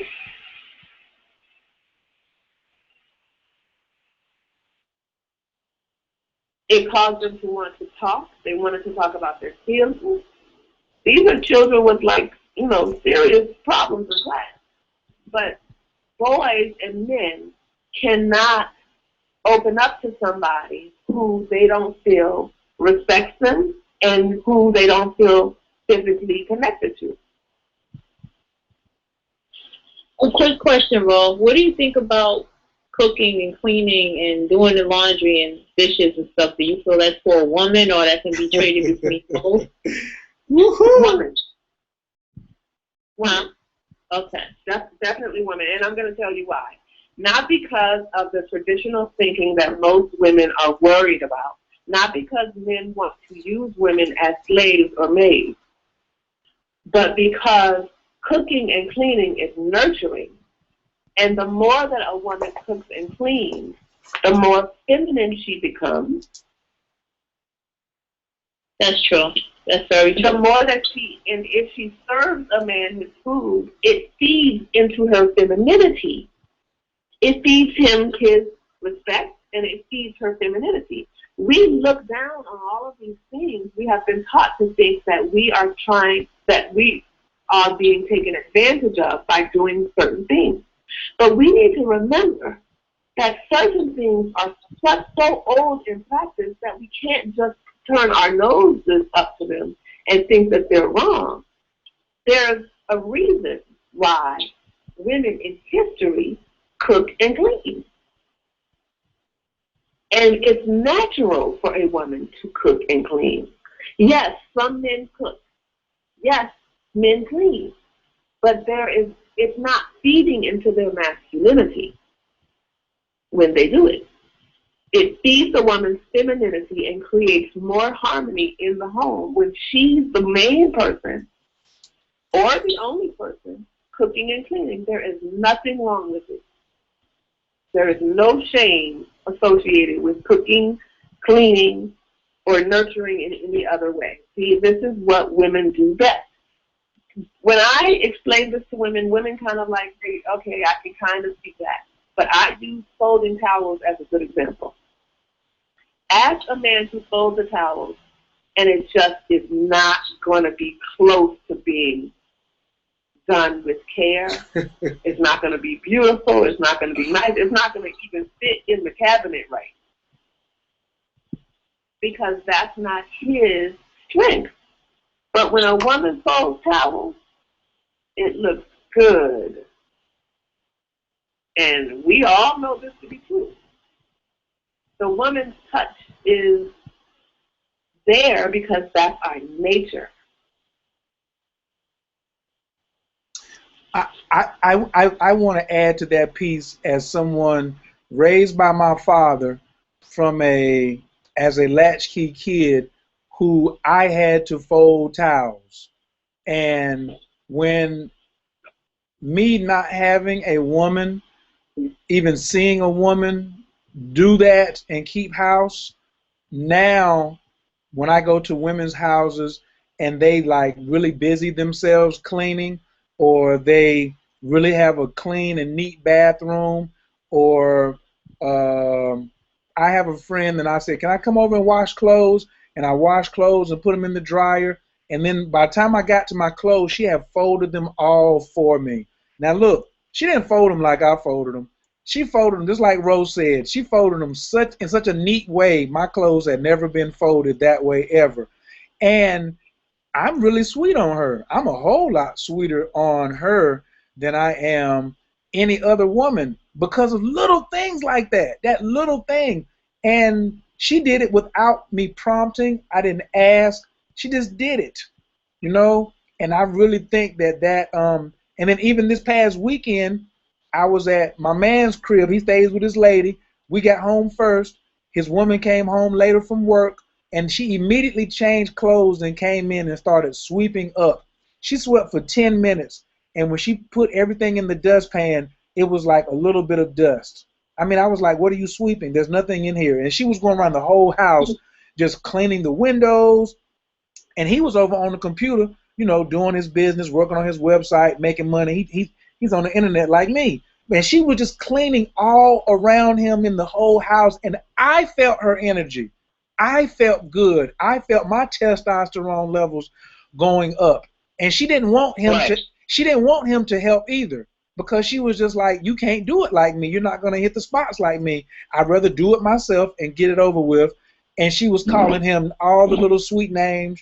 She was like, "Yes, bae." Like she calls him by his middle name. You know, his middle name is Landon, so she likes his middle name. You know, and so when people call me Kai, oh Kai. They don't call me Kai. Oh, Kai. You know, when you do that little cleaning up, real clean house, calling little sweet names, man, that's how you're using your verbal magic.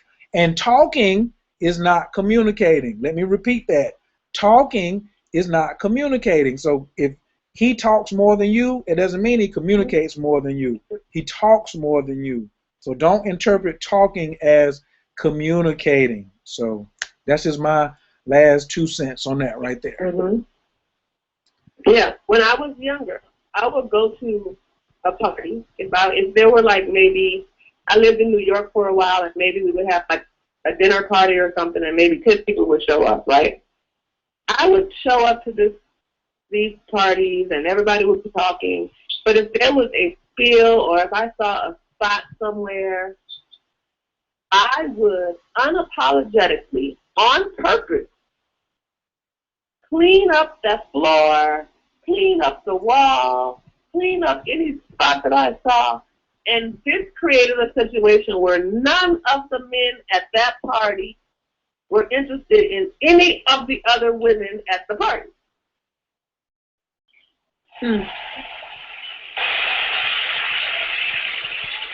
It's awesome, baby! And we need to understand that. We need to understand that this is not because men want to use women. This is because men are attracted to femininity. And femininity is cooking and cleaning also. Just real quick, and this is last thing. I saw a movie where the man went on a date with his woman, and he was more attracted to the woman that was serving the food to him than the woman he was on a date with. Mm-hmm. And that was years ago before I understood what was going on. I just wanted to add that. Yeah, but you know what? We have to be really careful because movies are going to contain. Usually, movies are going to show what's not true. Mm-hmm. So you saw a situation of something that actually is the case with humans and human nature. But usually, movies are going to show something that's going to go with the current thinking, and it's because they want to make more money. So, so we have to remember not to look at movies as examples. If you want a good example, you travel to another country or watch the National Geographic Channel.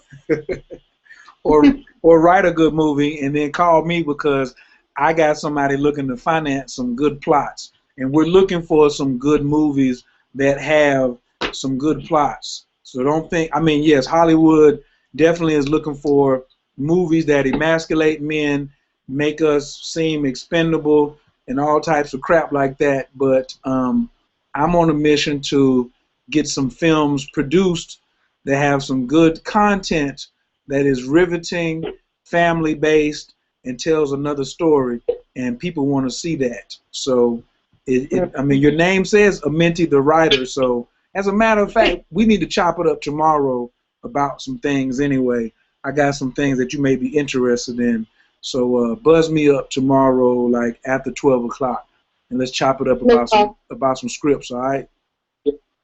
Thank you, Ro. Love you, Ro. Good to see you. Thank you. Bye. All right, peace. Next call, I got to get my man Stilts back in the building. Stilts, your mic is wide open. Shaman Hands is in the building.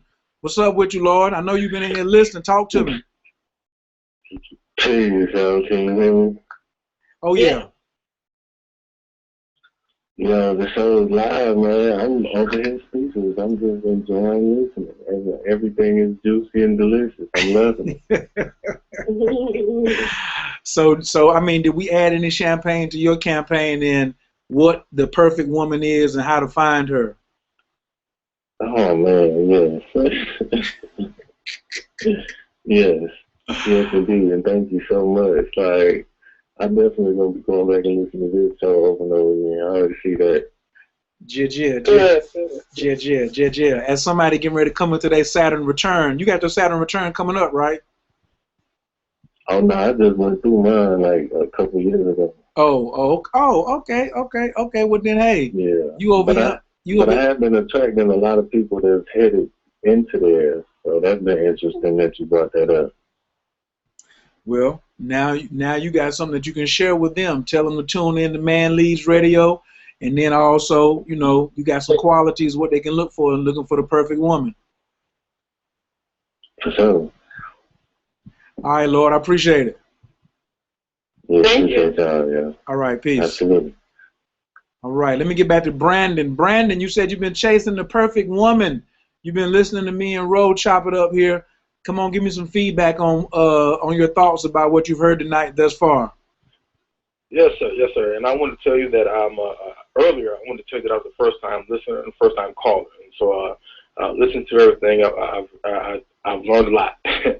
I've learned a lot. I pretty much wanted to ask you guys' opinion, but I wanted to make one statement, though, if I could, about that the first lady caller.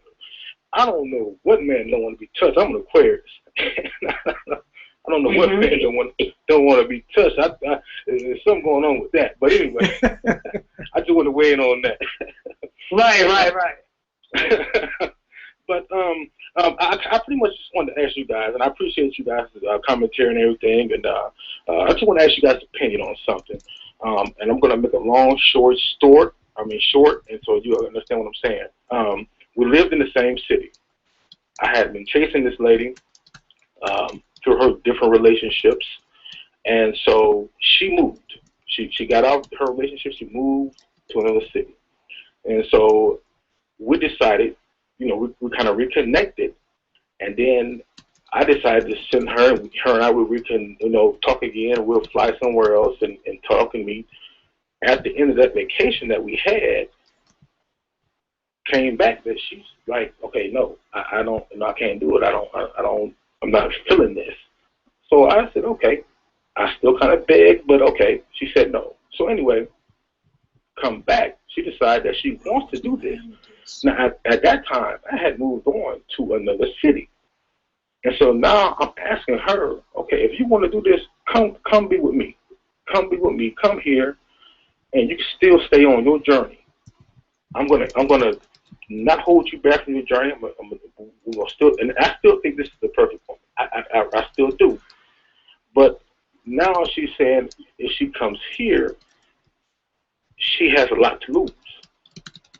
And so that kind of like, now I'm thinking like, okay, well, you ain't got nothing to lose now. I mean, because she works with kids. And like I told her, Jesus preached all over the world, all over the country where he was at. He didn't just stop at one particular place. So when you have done for those kids, you can come here and teach other kids and move the journey on. So anyway, I just want to get you guys' opinion on what you think I should. I mean, should I pack up and move to where she is, or stand my ground and say, hey, listen, honey, I've been through here with you. You come with me now. You come here and be with me. I ask you guys' opinion on that. Well, I think that it may be hard for you to hear this, but you need to tell her what she needs to do. In my opinion, she is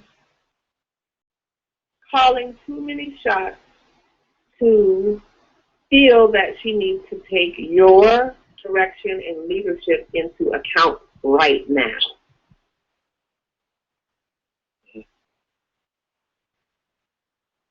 And I often tell men that they need to occupy a woman's time in order to have her not have any time for anything or anybody else. Because when a woman says that her career is more important than her relationship for years, she is not telling the truth, or she's too masculine. If a woman is busy for a few months with her career, that is normal for a woman to be able to sacrifice a relationship for that amount of time. But most women want a relationship more than they want a career. And if I were you, I would make it clear as to what you're going to do, what she's going to do, and stick with it. Okay. I don't think you have much to lose considering the fact that this is already a long-distance relationship. Yes, it is. It is. Yeah. Yeah, I would give her the ultimatum. You know, take leadership in the. Do you have the book? No, I do not. Like I said, I'm a first caller, first time listener, and so I do not have the book. So I suggest you get the book and read it before doing this. 90 seconds. Clear. It's extremely easy to read. Most people take 3 or 4 hours to read the whole thing.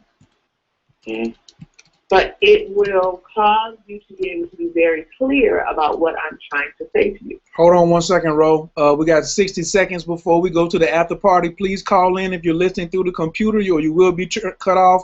347-205-9089. 347-205-9089. If you're on the phone, do not hang up. You'll still be able to listen. But if you are in the queue and you are listening through the computer and you do not call in to 347-205-9089, you're going to have to wait until the show is over and catch the download. Please call in. Go ahead, Ro. Yeah, so I just, leadership. Women respond to leadership. Leadership is sexy. Leadership makes us feel safe. Leadership makes us feel feminine. Leadership lets us be able to let go of control. Mm-hmm. So you need to exercise your leadership or walk. 10 seconds. Okay. Because I've been in a crossroad with this because, I've been seeing that I moved in. I've been on my job now about 2 years, and I'm pretty much, established on things as far as my business aspect is 401k and all that stuff. And so I hate to leave all that. And I can't transfer to my job where I work at. I can't transfer there. But where she works at, and she just started her job, she can transfer her easily. We got all that. Here's my question, man to man. Yes, sir. What makes her in your mind so perfect? Because man, this woman, she's very loving. She's very loving. She take care of home. She's been a single mom. Her and I, through even her relationship that she's had, her and I have remained friends. She's just, her and I, we've known each other for about 16, 17 years, man. Are y'all sexually active? Because you beating around the bush. No. So there's no. I tell you what. There's no sexual activity going on. No, I'm gonna answer that question. I'm gonna cut you off. We did not have. We had sex one time, and that was about 4 years ago when we met out of another state. We never had sex. All those years, all those 10, 11, 12 years, we never had sex. We were cool. We were friends first, and we still are friends. So bro, we did not have sex. Well, when we had sex, it was one time. So I think, I'm being honest. It is very possible that this woman is not as interested as you believe she is, and you need to give her direction and leadership to see. Mm-hmm. She may be so used to taking care of things that her femininity is diminished or turned off because she's a single mother. Yeah. And that needs to be corrected. And I do not have a problem with saying corrected. She's eventually going to have to correct that if she wants a long-lived, harmonious relationship. She's going to have to correct that. She's not going to be able to be a strong woman who can do everything herself, who doesn't need a man every day, if she's going to want a man every day. So please, get the book and send her one too. Send her one too. Well, I think she has one because actually she's the one who turned me on to you guys. she wanted to turn me on to it. So she has the book, and she did encourage me to get the book, but I said I want to listen to the show first, and then and so I'm going to get the book. I'm going to get the book definitely. Okay, and what did she say about the book? She had just, I guess she might have just started reading it, I'm guessing. I'm not really sure, but she likes it, and she's still reading it. Okay. I believe because I think it was last week that she finally got it. So I think she's still reading it. We're trying to work on, our struggle is basically, I don't want to go there and live where she at because I'm here now, I'm established, and after all these years with chasing and chasing and chasing, I don't want to move, and then she don't want to come here thinking that she got something to lose if she does. So that's our conflict. But the woman is supposed to be willing to move because the man is supposed to be the more committed provider anyway. Yes. And she will get that from the book. Okay. Like I say, I think she just started reading it last week, and I was supposed to call in last week, but not call in, but listen to it anyway last week. But I had to work, and so I couldn't get to it. But so she made sure she texted me tonight and told me to listen in, and I have been listening. Okay, good. But I'm not going to take up anybody's time, but I appreciate you guys, and I'll be listening and tuning in next week, and I'm going to definitely get the book. But, bruh, no, we didn't have sex for a long time. Okay, but this is what I'm saying. If y'all been friends 14 years, I'm going to just keep it 100 with you. She's not going without sex. So she's resisting you and moving to you. There's a great high percentage chance that she's over there getting some sexual healing that she don't want to leave from that town. So and if the leadership is stronger over on that end where she's at, she just may not be able to, or may not, because of y'all friendship is so thick, she may not be able to come to the point where she can tell you that, I'm over here seeing somebody else and I'm getting the pipe from somebody else, yada yada yada. But don't worry about that. Do like Rose said, get the book, tell her what she's going to do and what she need to do, and if she don't do it, let your head get small and keep it moving. Right, and if she has her head in the right direction, if she's on the right track, she knows that she needs your leadership. And if she is waiting for your leadership, then all you pretty much need to do is exercise it. Please get the book. Exercise your leadership. I'm definitely the book. Yes. And, she specifically asked you to call in. She's probably wanting you to lead her so that she can let go of a whole bunch of responsibilities. Because if she's a single mom, whether she is seeing somebody else or not, if you're not married to her, she's still on a daily basis having to deal with a whole bunch of responsibilities that are designated for the man. So, yeah. I'm sorry to cut you off. I was going to say I'm taking all this in, and I got my pen and pad out. Yep, you'll be all right. Yeah. I appreciate y'all so much. Yeah. All right, big brother. Thanks a lot. Peace. Yes, sir. Yes, sir. Yes, sir. Yes. We'll see you next week at 10 o'clock. Next caller, 314-814. Your mic is wide open. Can I get your name and where you're calling from, please? Yes, this is Rebecca. Praise the Lord. Yes, y'all. There go Rebecca, y'all. That voice. That's my own personal girl 6, Ro. I'm sorry. That's just how I do when she comes on the line, It's awesome, baby! Okay. Hi, Ro. How are you also? Hi. Hey, I have a question. Now, you all were saying that from men to women, something that men need is for the woman to be a supporter. Well, the question I have as far as that's concerned is, How can a woman be a supporter if a man isn't showing that he needs her? He needs her, so you don't have to worry about that.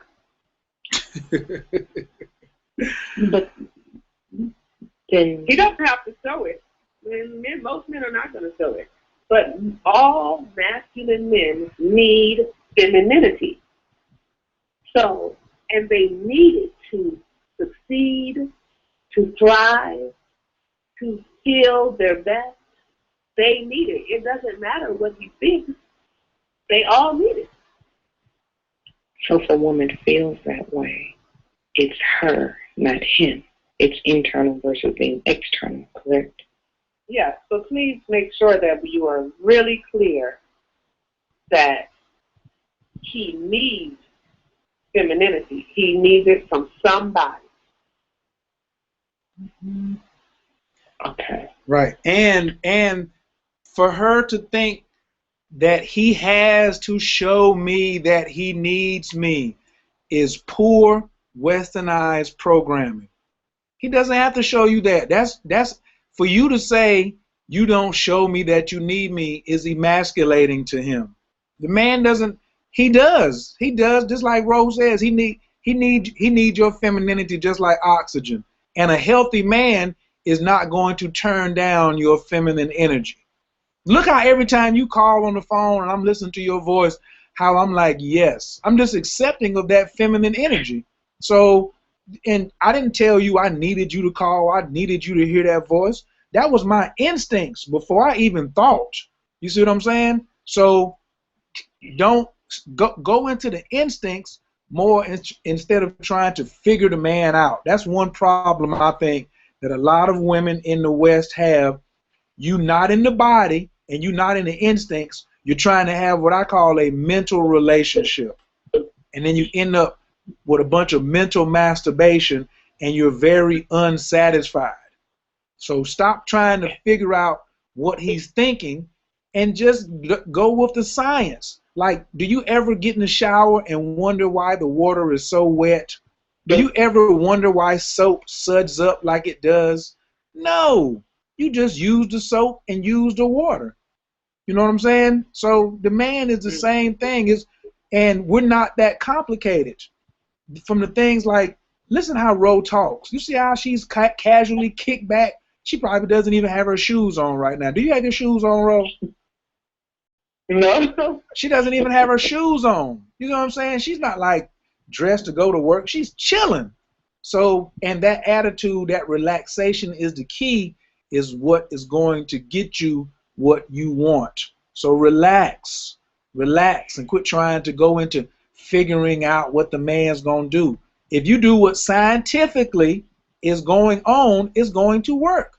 Your femininity is going to match up with his masculine, and both of you are going to be happy. Is that what you want in the end, or do you want to think about it and figure it all out? Oh, no. I'm better with the happiness. Yes. Right. Yes. You got it. You got it. That's right. Yeah, and I wanted to add that it is our nature as women to try to figure all of these things out. It is so awesome that we have the book to be able to understand the nature of a good man. Right. He does not, I'm going to tell you, Rebecca, when I did my interviewing in order to write the book, some men answered my question with 5 words. Some men answered the question with 10 words. That was not enough words to write a book. I needed to interview 1,000 men to get the full picture on every single answer of what men are actually thinking, feeling, and what they're trying to say. Because one man is generally not going to give you the full picture verbally of anything. That's true. Yeah, So that's just true. forget about it. And accept the fact that you now have the power to understand what a man is, how he operates, what he wants. Okay. Okay, I get it now. Yes. Yay! Thank you so much. baby! Wow, that's cool.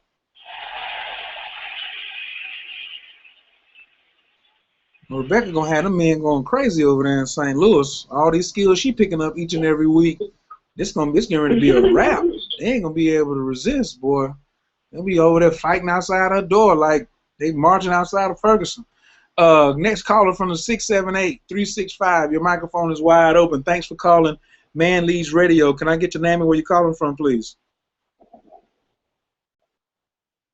Caller from the 678-365. Your mic is wide open. Hello? Hello? Caller from the 678. Going once. Going twice. All righty. We tried. Caller from the 951-374. Your microphone is wide open. Can I get your name and where you're calling from, please? Hey, what's up, Coach? What's up, bro? How you guys doing tonight? It's a good day. Hi, how are you? What up, Ben? I'm doing well. What's going on? Pretty good show, guys. Appreciate everything that you're talking about. My question pertains to the aspect of culture, or specifically African Americans trying to identify what's effective for them as far as relationships and in this culture. It really doesn't suit what we're trying to have, which is harmony.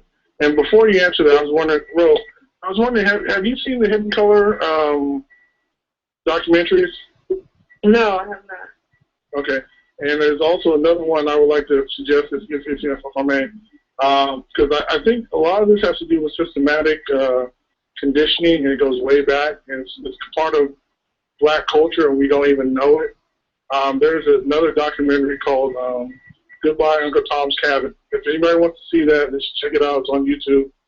And that gives us a depiction a lot better of what black life was as far as slavery and how some of those things are still pertaining. But back to my question, how do you think that we as black couples are able to overcome all these different negative attributes as far as Western culture and still be successful? Well, I obviously have done research and interviewed couples all over the world, including black couples in America and white couples in America. And to be honest with you, there is no difference. We are looking at human nature. And every man on earth wants every masculine heterosexual man on earth is interested in certain behavior from his woman and is not going to be attracted to a woman who is masculine. Now, yesterday on my YouTube show, I posted an upload where I explained that American women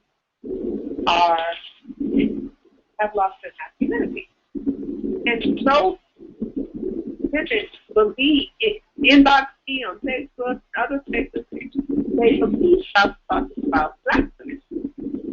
But this is a huge misunderstanding. I'm referring to all American women, almost all of them, and the way that American women have lost their femininity.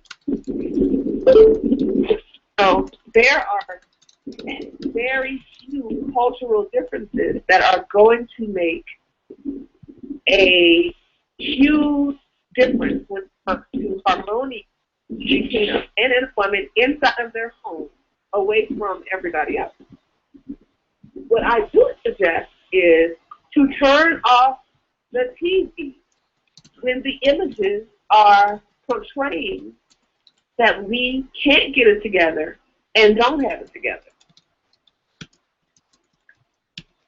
And I agree that totally. The aspect of a $1 million, $1 billion marketing giant of media, it does give black men and black women a bad image, and unfortunately it does affect our homes in the sense that from a psychological standpoint, it makes each one of us believe that we're incapable of doing these things.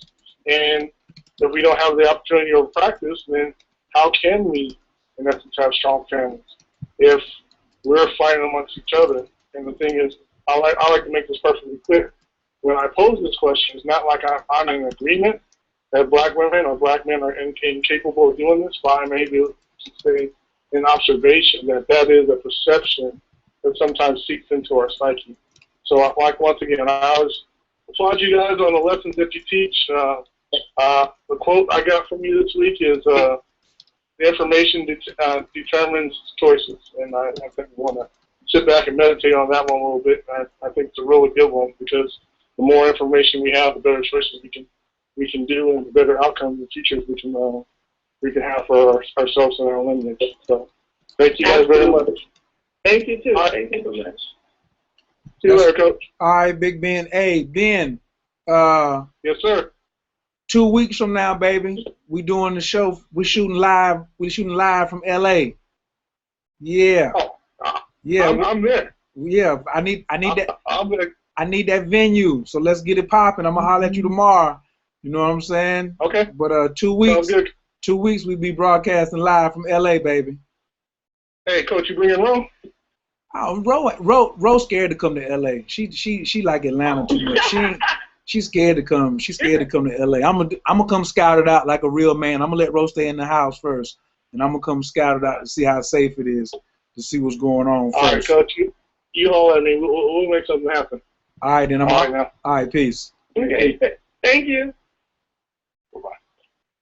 Ro said, "You crazy? What you talking about? I'm scared. LA? That ain't nothing. I'm trying to go to Paris. Ain't nothing. They speak English." Bro said they speak English in LA. I'm not afraid to go any place they speak English. I'm trying to go somewhere they speak a foreign language. Yeah. We got a lot of people still on the lines. We don't have anybody else with their hands up, and that's cool. So we can get ready to let us get up out of here. I think we have had an amazing show.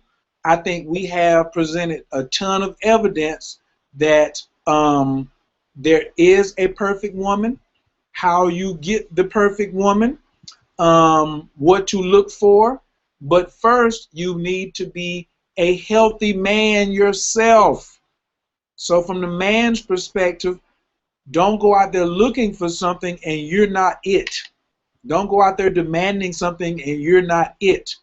Women, you can be perfect. You can be. There's some things that you have to do, and probably some things that you have to overcome, just like men do. But it is possible for you to be perfect for yourself, and that means striving to be perfect. Like, you really need to strive for perfection. But if you're single, or you're even in a relationship and you're not happy, then you ain't striving hard enough. Point blank, period.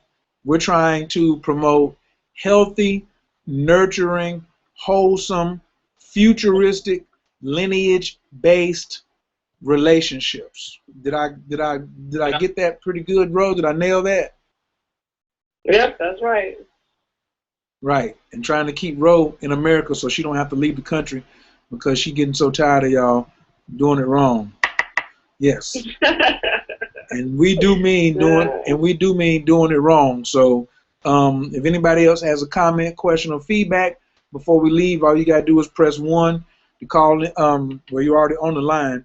I want to say thanks to everyone who's on the line from the 260-678-267, whoever that is, Sloppy77 calling in from Skype, from the 404-720-505-954. I see you down there in Florida. I'll be down there next week.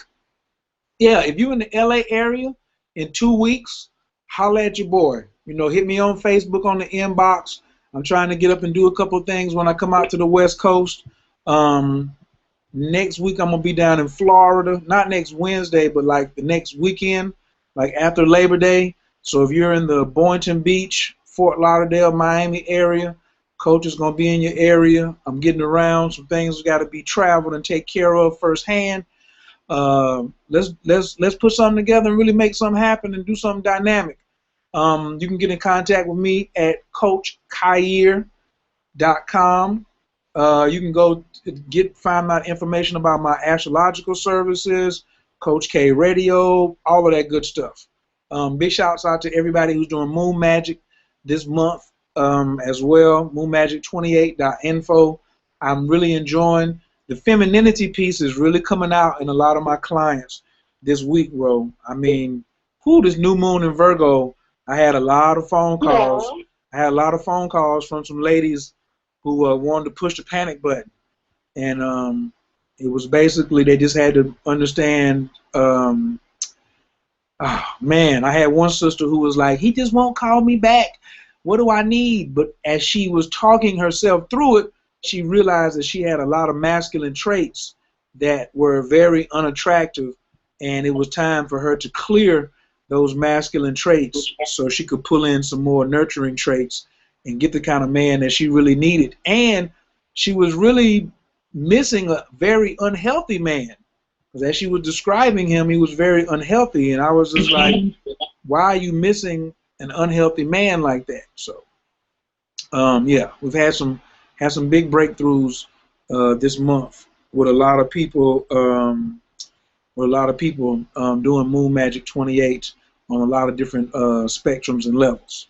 Tell people how they can holler at you, Ro, get in contact with you, and how they can get that special price on the book if you still have those.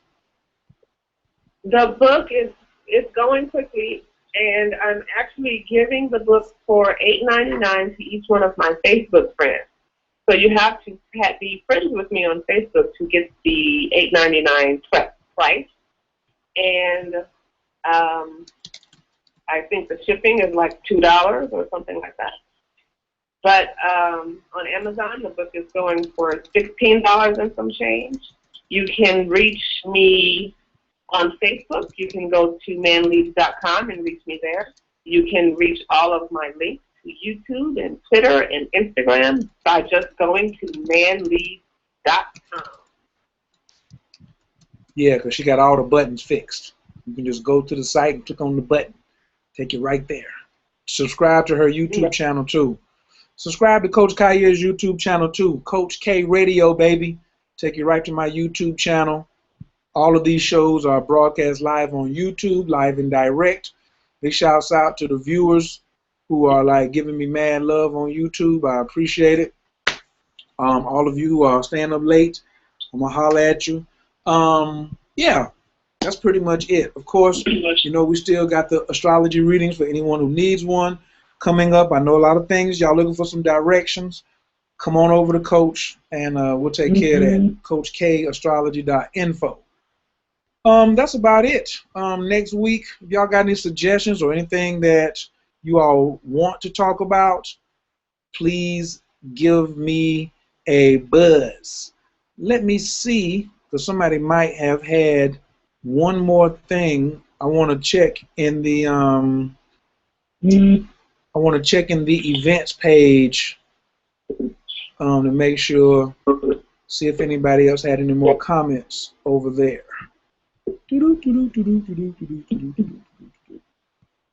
Yeah. So, Ro, how do you feel about the show tonight? What do you got to say? Give me your feedback.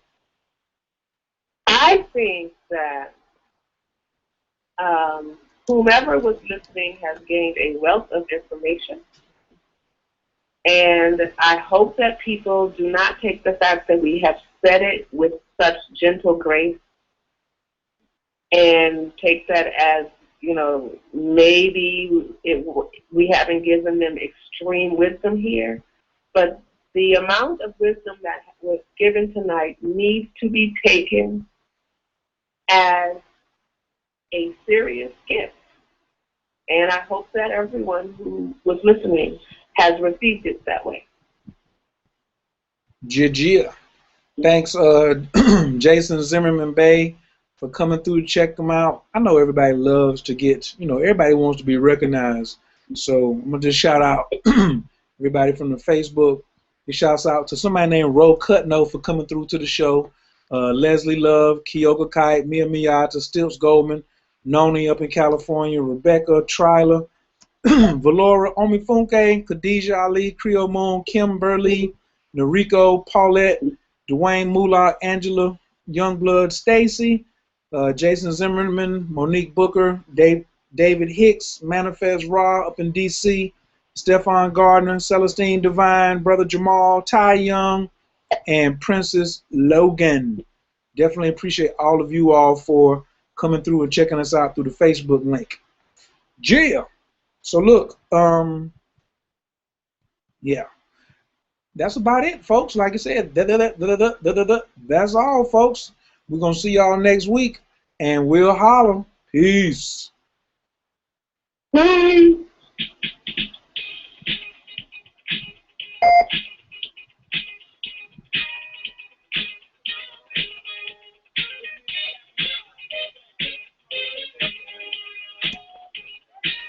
Peace. Thanks for tuning in. Go over to Man Leads Radio right now to take you to this show.